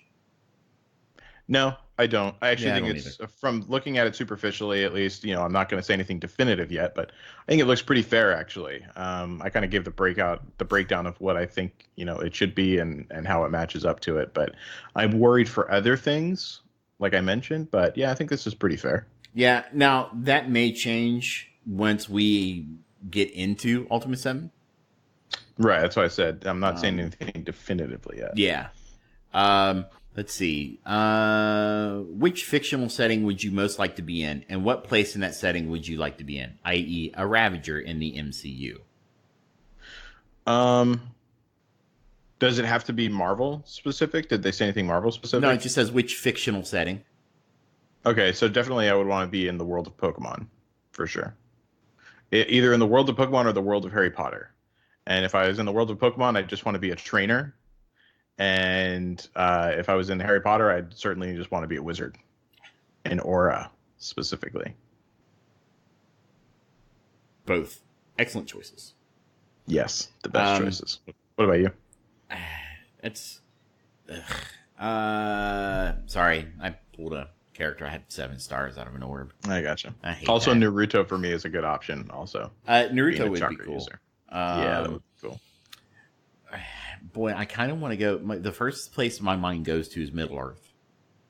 Or That would be such a fucked up place to live, dude. yeah, but or the Forgotten Realms. I'd love to be in the Forgotten Realms. Maybe live in the Dales. Yeah, and get to know Elminster. That would be cool. yeah. He is the greatest D&D character of all time. Mm-hmm. That's fair. That's fair. Let's see. What tags will the Sinister Six have? Who will be the legendary character for the Sinister Six? So they'll have villain in Sinister Six, and then there are specific traits and roles. Their roles, yeah. Yeah. So I mean, there won't be anything like special beyond that. I don't think. Who will be the legendary character? If it's not Doc Ock, I don't know who it's going to be. I mean, Doc Ock formed the Sinister Six. Yeah, and he's the biggest named character out of any of them. Yeah. So far, at least. So, I guess maybe arguably Green Goblin, but as we were talking about, he wasn't necessarily canon. So, let's see. Will there be a Wave 1 Avengers rework? Are the Red Star Orbs as a prize for level 5 of the Phoenix event? Them trying to smooth over the 6-star controversy. Oof. Will there be a Wave 1 Avengers rework at some point? Maybe. Yeah. I think yes, but it's going to be a bit. And are the Red Stars at the Phoenix 5 an attempt to smooth over? Maybe. Who honestly knows what they're thinking sometimes? I think it's just a way to get people to throw down as much money as possible on Red Stars.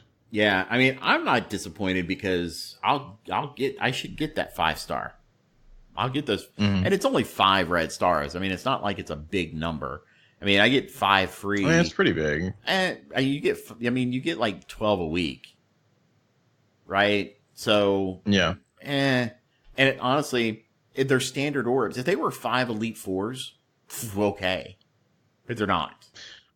I was blanking. I was thinking. I don't know why I was thinking this, but I was thinking you get a drop for her in Red Stars. You will get a 5 Red Star drop only. No. If you do the 5th tier of the Phoenix event, you're getting 5 red. You're getting 5 Red Star orbs. 5 standard Red Star orbs. I knew that because I read the thing about it, but right. I don't know why my brain was just going to. Yeah, she's going to drop at 5 Red Stars. So I was like, yeah, it's just going to be used to pump out money. I don't know why I thought that, but yeah, you're right. Let's see. By the way, get in and do the raid, man. Just go in and hit auto right now. You and I are the last ones. Oh God! All right, I'll do it right after this. Let's see. Sinister Six seems like a cool team, but honestly, don't think they'll be meta defining. Any reason to go all in on them, or do you feel they will be meta defining? Ooh, I'll let you answer that one first. I don't think that they will, just because they just had a meta-defining team with. Well, okay. There's 2 theories to this, in my opinion, which probably sounds like a cop-out, but I don't care. One is that the X-Men team is going to be meta-defying, so I don't think that they're going to have another meta-defying team so soon after that. But I will say that since Wakanda wasn't the hit that they wanted it to be, they could potentially try to, have this team kind of make up for that if it ends up being a raid team. So yeah, just gonna say that.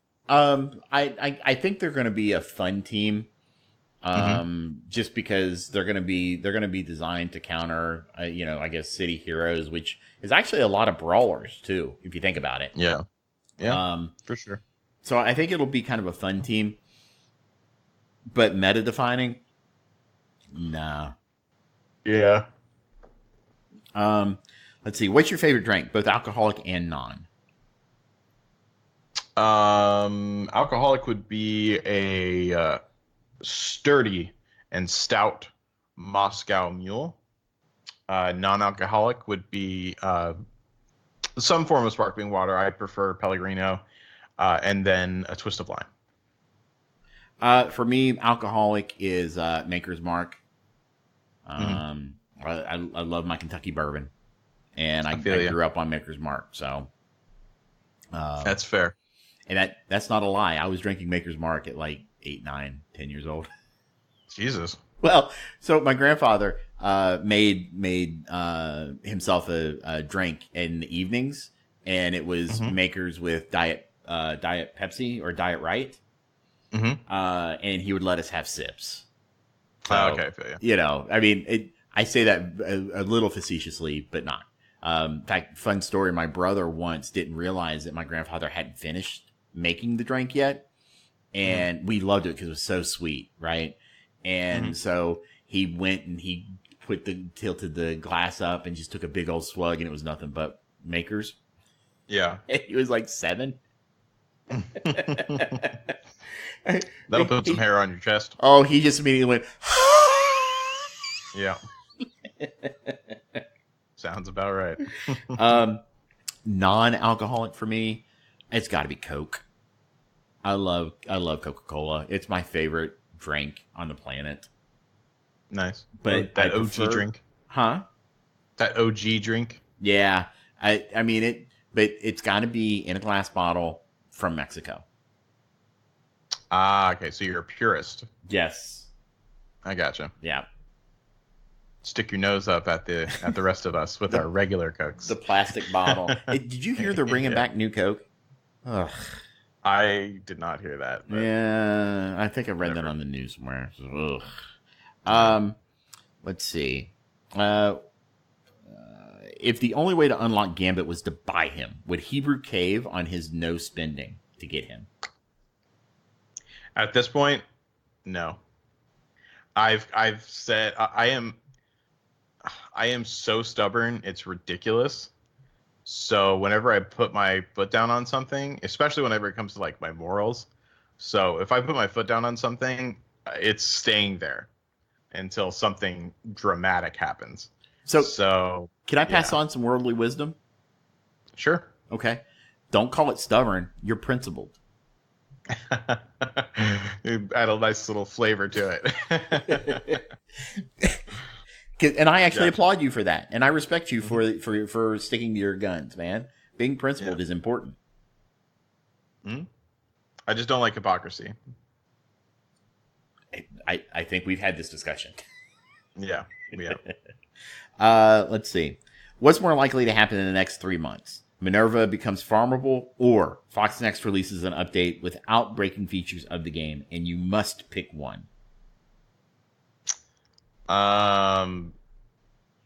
Say it one more time.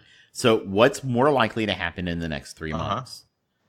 Minerva becomes farmable, or Fox Next releases an update without breaking features of the game. Minerva becoming farmable. I don't think that it's possible for them to release an update without breaking something. Yeah, I'm kind of with you on that one. Yeah. That's the sad reality. Much so. Let's see. If you could bring any minion straight to 7 stars, who would it be? Bonus. Oh, sorry. So go ahead. Who would it be? 7 stars.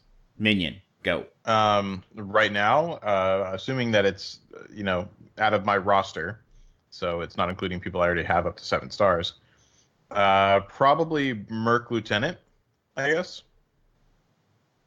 That's an interesting choice. So no Kree, no shield?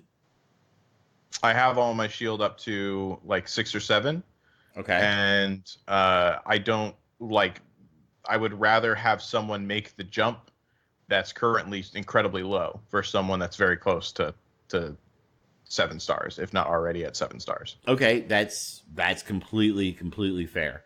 Actually, you got the bonus then, because who would it be if you couldn't pick a Kree or shield minion? Yeah, there you go. For I was me, assuming it was out of my roster, not just out of anyone, and they're all at base level. So yeah, I'll play that way. Mhm. I'm gonna say, a minion straight to 7-star.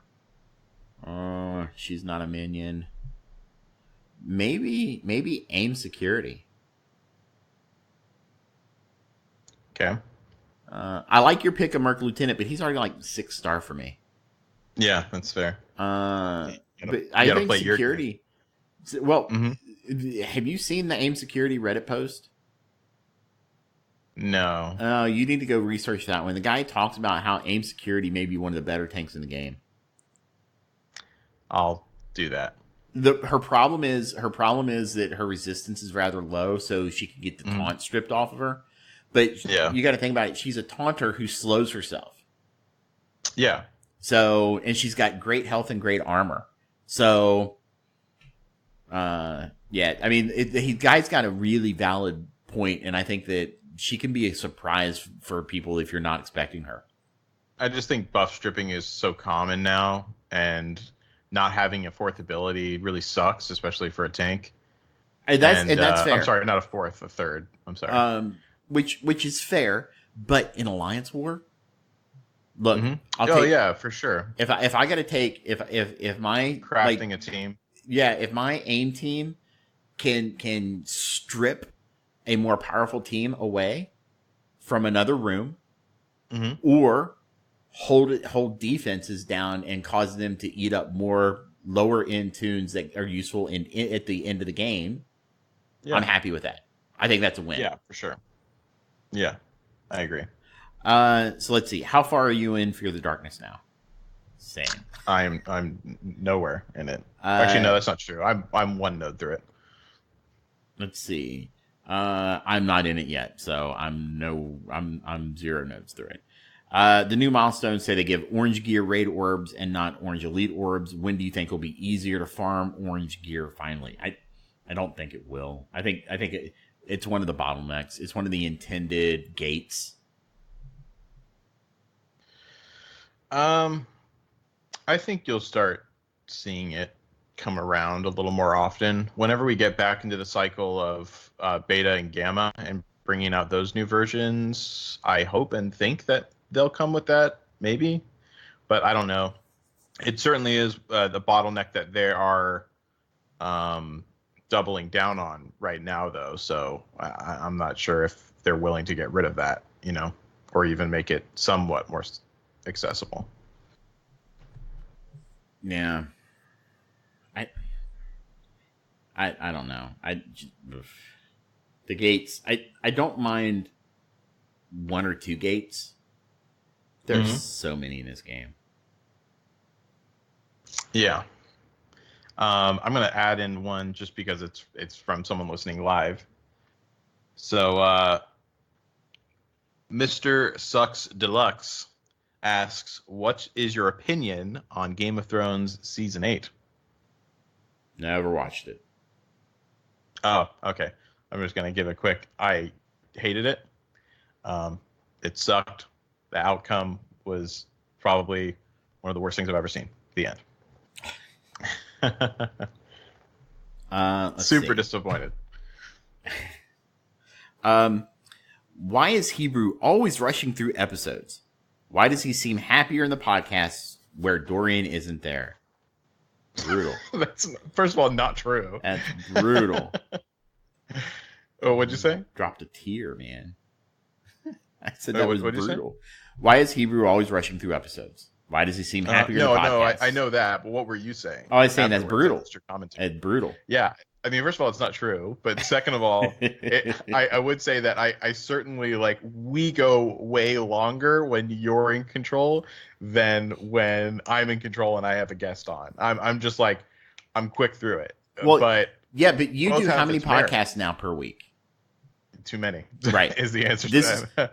So I do some video content that I've got to do some editing and stuff for, but pretty much this is it for me per week. Yeah. So and that's why it's totally fine. And I do this for fun and I enjoy talking, if you couldn't tell. So Yeah. My only thing is that, and I've mentioned this before, I think that like the perfect length for a podcast like this is like an hour and a half, and we certainly do an hour and a half sometimes. But a lot of times we've strayed back into the 3 hour territory at some point. yeah, we're about Recently. to hit 2 tonight, by the way. Yeah, there's a little bit of some that there's a decent bit that we're going to cut off, but Well, yeah. I mean, and that's the thing. So sometimes I know whenever time is getting away from us, and so I try to reel it back in whenever that happens. And sometimes Dorian can't take a hint, so just like me, sometimes as well. And so I have to be like, nope, let's move on, let's go. Yeah, absolutely. In fact, I think we've even talked about like starting timers when we start topics. We have, yeah. Exactly. Let's see. Have there been any recent rumblings on a subscription service as of late? I know the idea was floated around a while back. What do you think we'd get from one? So I haven't heard anything recently. And what they had floated around was going to be an energy subscription service. So pay money to get extra energy. Yeah, I think they binned it. I don't know. Same thing with the skins. I feel like both of those have been binned for now, at least. I don't think so, because they just recently. like 2 weeks ago, they announced in a in a dev blog that they was going to be a subscription service. Really? I thought that I was recently they did recall that. I thought that was pretty recent. I thought the last time they mentioned anything about they definitely did mention it in a blog post before, but I think that was like 6 months ago or so. No, it's been more recent than that. We'll check it later on, but next question. Yeah. That's what you got to do. All right.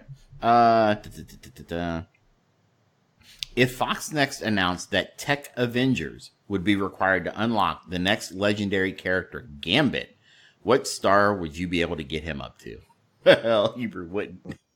Yeah, that's. Yeah. So can I just say, number one, thank you for the question. I really appreciate it. Please don't ever give Fox Next ideas, though. Because there are exactly 5 Tech Avengers. Yeah. So yeah, that would be horrid. Looks like I wouldn't be getting it till they release another Tech Adventure. Yeah. Because you've got Ant-Man, Iron Man, Vision, War Machine, and Falcon. Yeah. So, which is a fun team. That could be a fun team. But my Falcon is like 2-star. So. Yeah, exactly. But which is sad because Power Armor, I'm eating crow on that team, man. They are so good. They are crazy good. I still think. If you take them outside of War, I still think that they're not 8-3 and Blitz, man. I think that it's almost like a guaranteed win. They're good. What'd you say? I'm sorry. 8-3 and Blitz. They're like a guaranteed win. 8-3 and Blitz, guaranteed win. There was some catch to it. I don't remember what it was though. I've not had any problems when I take them into Blitz. No, like what does she need to proc the offense up? Turn 2. No. It's in order for the offense up to actually even be in her kit. Oh, like there's a catch to it. So you have to get her. You have to get her to 6664. No, right? That's not it. There's something where the offense up is only applied if something happens, I think, or if something. No, you're thinking immunity, maybe. Maybe. Because once you hit level 6, offense up applies for 2 turns, and it's only a 5 ability, so you can get it off the second turn. The problem was that until you get to that level 6 on her ability, it was like 6 energy required. So you weren't getting it off till turn 3. And if you have her even lower. Oh yeah, that's what it was. It was the rework changed that. Yes. Okay. Yeah. All right, I remember now. Okay, so yeah, she's good, but still, if you take her outside of that team comp though, not as good. Oh no. But no, I'm talking power armor as a team comp though. Yeah. I mean, I forgot about the. I don't think I'd take Iron Man and War Machine out of that either. Yeah, And I mean, the 5th that I run, I could see an argument for Cap just to get extra energy floating around, but I actually take Envision. Yeah. Because that Vision defense on it up, is that defense up is just so good. Yeah. And then he actually goes after Falcon. So Falcon's ultimate does like extra damage because there are buffs floating around, and then Vision will clear buffs, and then War Machine and Iron Man will just ult everybody into oblivion. Yeah, that's the thing, is that Vision has great survivability, and he has ability block, so he has great utility. He can dispel, AoE dispel, and he has a 2-turn defense up with tech allies. That's fucking crazy. Yeah, I don't know why I said I'm gonna have to cut that out, but don't worry about it. Shit happens. That's freaking crazy. It is insane. I don't know why anybody it would be insane use to not him. level them it up. would be insane not to use Vision. Yeah, it would be insane. They would have to be incredibly principled. You know, I'm just feeding the beast of more Vision Gambit questions. I'm just feeding that beast. Yeah. It's just, let's see. So where is Cyclops? Foxnext is doing a lot of announcing of characters to come, but they are taking forever to deliver. And that can be normal. Usually it can take a while for characters, once they've been announced, to get into the game. Usually, I mean, 2 to 3 weeks. Yeah, I think their character release cadence is actually really good. As far as new characters coming into the game. Like, they're pretty consistent on releasing new characters. Yeah, so I still feel it's going to be kind of unsustainable. We're going to start getting into some of the dregs of Marvel lore to start pulling characters. Yeah, I would say I don't think it's unsustainable, but I think that it is for sure going to eventually get to a point where there's only the B tier, and then there's only the C tier, and there's only the D tier. You know what I mean? Yeah. Just like what you're saying. Or you start getting out, niche characters like, what we just did. Niche characters. Yeah. Niche, whatever. You were saying it right for like the past 6 times you said it. What, niche? Niche, whatever. Let's see. Would you rather A, everything you eat or drink becomes watermelon once it enters your mouth, or B, your legs become arms and your arms become legs? I'm going everything becomes watermelon. Yeah, I mean, I don't like watermelon, but I would still pick that over whatever monstrosity I would become. So yeah, definitely that. Let's see. Do you feel like this community has become toxic? Despite Foxnext being a bad company, is the community too reactive? I don't know if it's become toxic. I mean, I think Reddit, we talked about this while you were away. Reddit's always been toxic. And that's the problem. Reddit is a salt mill. Right? And that's where you're going to go. We kind of feed this beast, right? And use that phrase I was going to say, because we're part we of get negative. We're part of the problem. But, we are. But is it deserved, though, is the question. That's the thing, right? We're not negative just to be negative. We are critical. And we are, look, we give them accolades when they do something right. Problem is, it happens so few and far between. It seems like we're negative more often than not. Yeah, I would definitely say they brought it upon themselves. That's for sure. Yes. Let's see. If you could make a small tweak to a character, not a full rework, who would it be, and what would you do?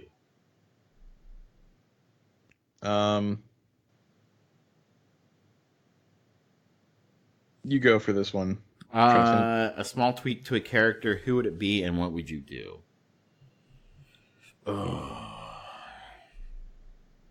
Boy, trying to think of a particular mechanic that really annoys me.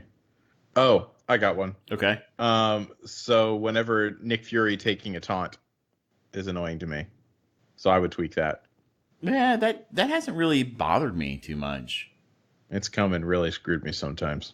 I think some Avengers not having the Avenger tag. Yeah, that's fair. Like Wasp. Yeah. She was a founding member. I mean, I didn't know that, but that's crazy. Yeah, she was a founding. She was one of the. She was okay. The Jan Van Dyne was a founding member, right? Mm-hmm. Not I knew that. Hope Pym. Right. So, I mean, I could see them making a case for Hope not being an Avenger, but the Wasp as a character was. So Right, I gotcha. I don't like the fact that they follow the MCU for some things and they don't follow it for others. Scarlet Witch. Yeah, it's inconsistent. But whatever. Let's see. Ooh, that almost came out. If Fox Next can come to you today and said we can fix one of the following problems, what would you fix? You can only pick one. Change Elite Red Star requirements from 5,000 to 2,000. Change Blitz from 2 to 4.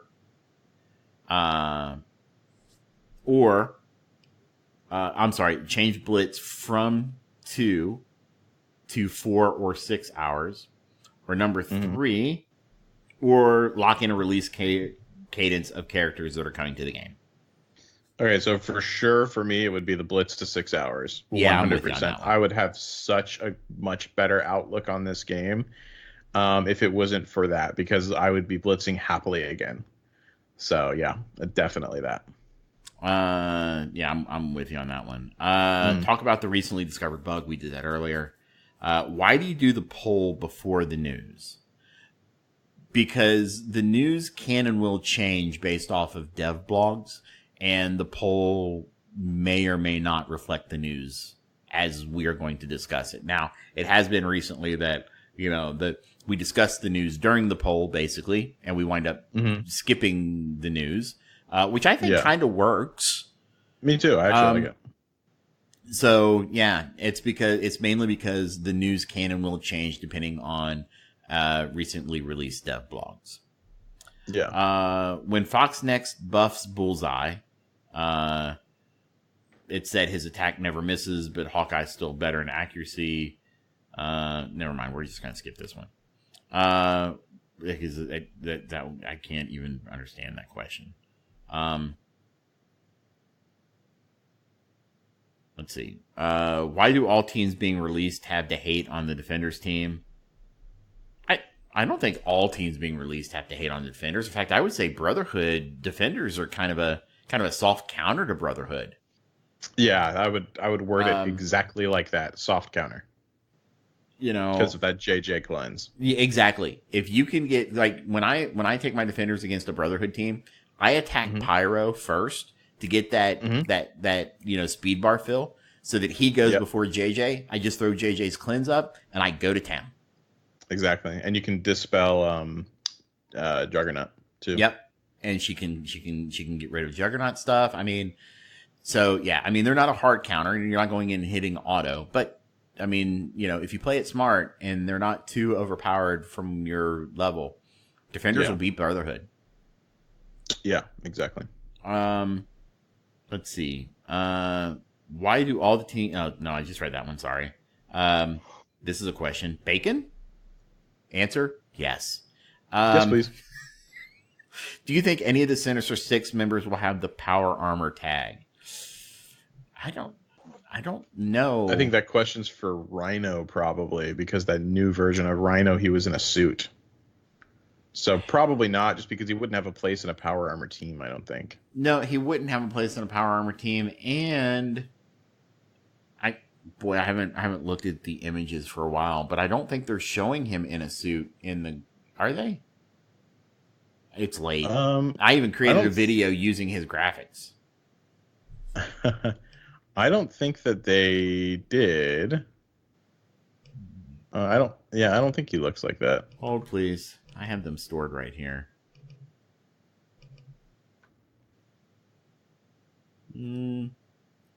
It's definitely a power suit. It's definitely a suit. It's not the mutated Rhino. Yeah. Yeah. Well, that's unfortunate. Well, so then maybe he might have a power suit.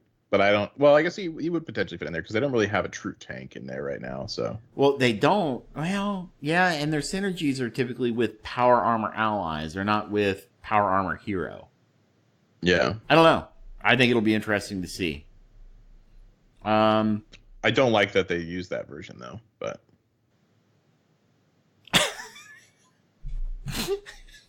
What? Why won't you just clear your nodes, fight some more, and donate like a normal human, Hebrew? I don't even make you blitz. Love, Evan. Let's say that is definitely Evan. Sorry, buddy. Oh my god, yeah, that's so fantastic. it's very good, very nice. Well Thanks, played. Evan.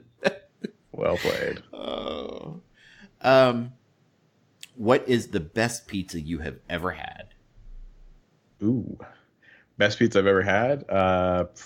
Man, jalapenos. I think Back when I could eat cheese, I was going to say cheese, jalapenos, pepperoni,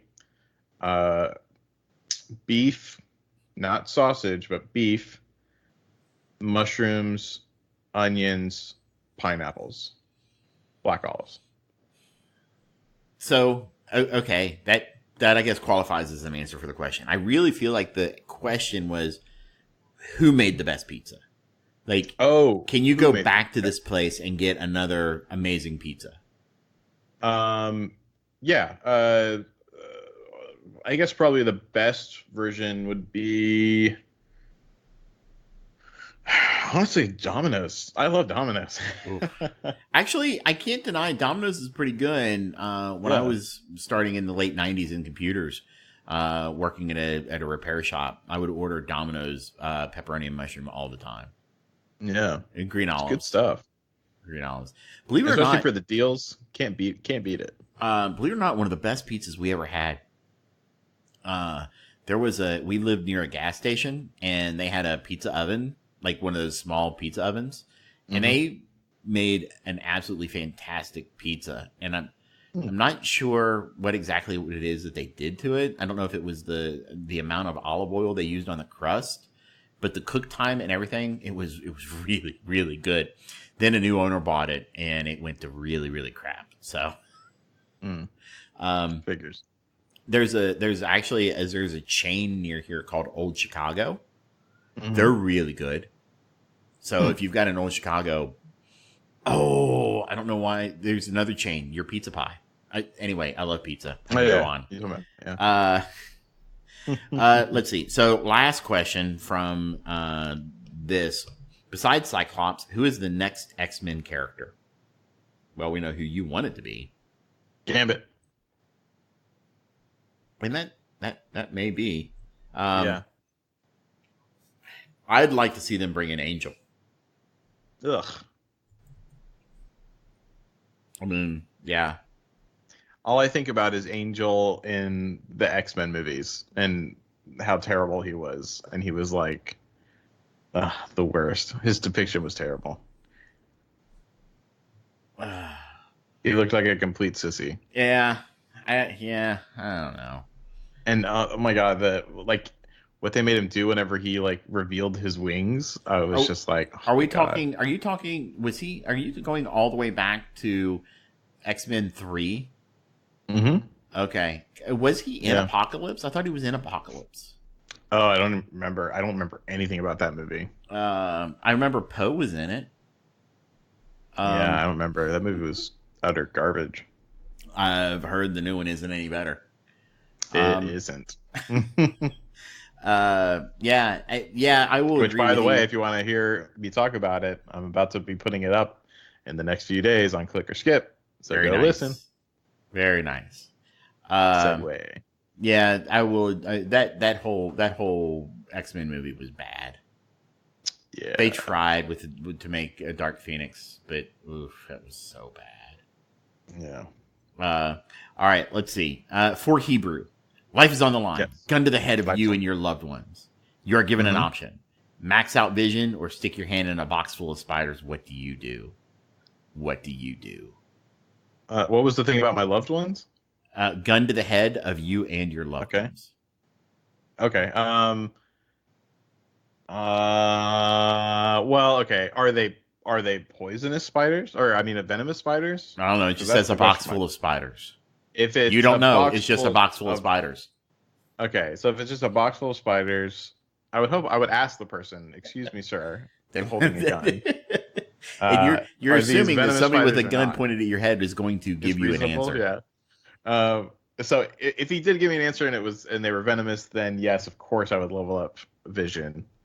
No, I guess either way I would level up Vision, but I would then throw my phone against the wall and delete my account. And contact support to say, I was Yeah. under duress. Yeah, contact them again. The first call I make is right to Fox Next headquarters. Let's see. This is from, that was from Grimnos, by the way.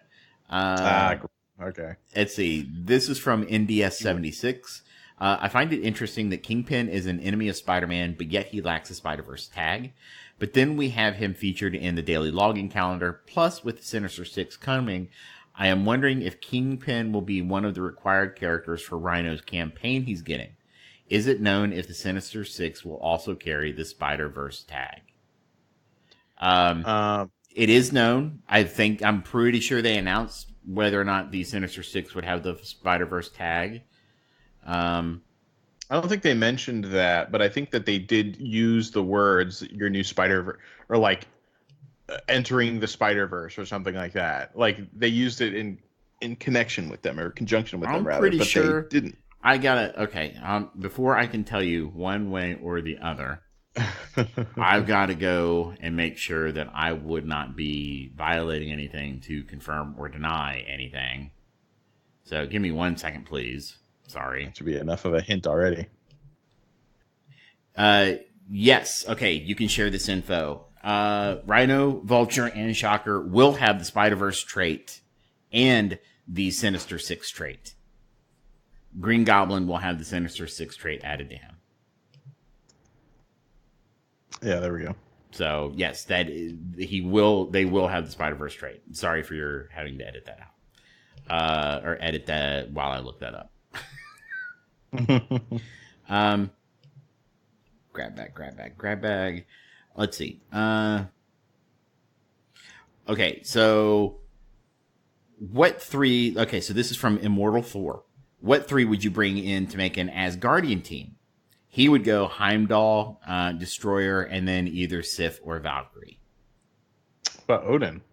Yeah, Odin was the first one on my list. Yeah, Odin for sure. I mean, Heimdall, obviously. Heimdall, Odin, Valkyrie. And then, obviously, Thor and Loki. You know what? I would probably, rather than Valkyrie, I'd probably bring in Hela. Yeah, she'd be pretty cool, too. She would be awesome. She is the goddess of death. Yeah. Let's see. And then the last one I've got here from Riker. If Vision was a Game of Thrones character, more Vision. Keeper, you got to get over this Vision thing, man. If nothing else, just so you can stop getting questions about it. God. We need to do a count of how many questions we get just about Vision. You're making it worse on yourself. You're gonna get even more questions next time. If Vision, I'm not getting the questions. You are. Well, yeah. I mean, like you're gonna get more questions put into the the system next time. Most likely. So if Vision was a Game of Thrones character, would Hebrew use him? No, not at all. There's plenty of Game of Thrones characters I don't like either. I'd basically imagine that she was Sophie Turner in Game of Thrones because she just sits there and ruins things that I like. So fantastic. Looking at you, Dark Phoenix. Oh yeah, pretty much. Let's see. All right, that's everything that I've got for this week, Hebrew. What about you? That is it for moi. All right. Well, listen, before we jump out and tell people where they can find us elsewhere, why don't we let the paying customers know who you've been farming? Oh boy. But for the most part, I've been looking for, as many unique oranges I can get for the characters that I need, especially Minerva. I'm so close now, so that's good. Outside of that, I've been farming up basically the characters needed for me to get Phoenix, so I can make sure that I get her on the next time around. The only ones that I'm really missing are just what's her face, Hand Assassin, and what's the other one? Loki needs a little bit more. And then I am farming up Green Goblin. I was farming him up before I even knew about the Sinister Six, just because I needed him I wanted him up for the Spider-Verse team. So, yeah, that's kind of a happy accident. Nice. What about you? So I had been farming. I had been farming Shield Medic. I got her to 7 stars this past week because nice. Well, she fulfilled 2 daily challenges because she has both a hero and a villain node. Mm-hmm. So she was primarily there to just get the daily challenges out of the way because, like you, I've been farming gear. It's really inefficient, and honestly, it's a horrible way. I mean, I'd rather farm character shards than gear any day of the week because it feels really bad when you drop 300 energy on purple spiky balls and get 2. But I digress. Yeah. That may or may not have happened to me earlier today. But so yeah, primarily farming gear. I'm trying to get Groot to, he's almost 7 star. Yeah, he's at 136 of 300. So I've been farming him. I won't touch Bullseye. I should, but I just won't. Yeah. I got 4 red stars on him. And he's at 194 at 300. So yeah, like I said, gear, vision. Got to get that vision. Yeah, got to get that vision. All right. Well, Hebrew, before we say our final goodbyes, why don't you let everybody know where else they can find you?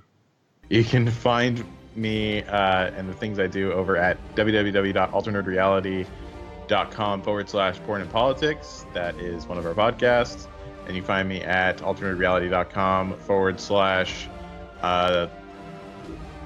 /TLOED, which is a D&D podcast that we do. And then you can find me at alternatereality.com /Click or Skip, which is a movie review podcast that we have. So find me out there. You can also find me on Twitter, HebrewHammerX. And you can also find this show on Twitter at Ravager Repo. So, yep. All right. Well, we do want to thank you for listening to the Ravager Report. You can find us on any and all of your favorite podcast apps or by going directly to our Podbean site at ravagerreport.podbean.com. Don't forget to subscribe and leave us a rating and a review, as it does help us make the show better, and it does help it to show up in search results in iTunes. You can find us on Twitter at RavagerRepo, as Hebrew said, and you can join our Discord channel at discord.me/RavagerReport. If you would like to support our show, you can do so at patreon.com/RavagerReport. And for just $5 per month, you can get early access to the uncut live show a day or 2 before its release. You can find Hebrew on YouTube by searching for Alternate Reality, and you can find me on YouTube by searching for Dorian Blade. You can also find me on Twitter by at Dorian Blade 1. I also have no, never mind. Edit that out. Finally, we want to send a great big shout out to all our listeners and patrons for their continued support. And until next time, keep fighting, true believers.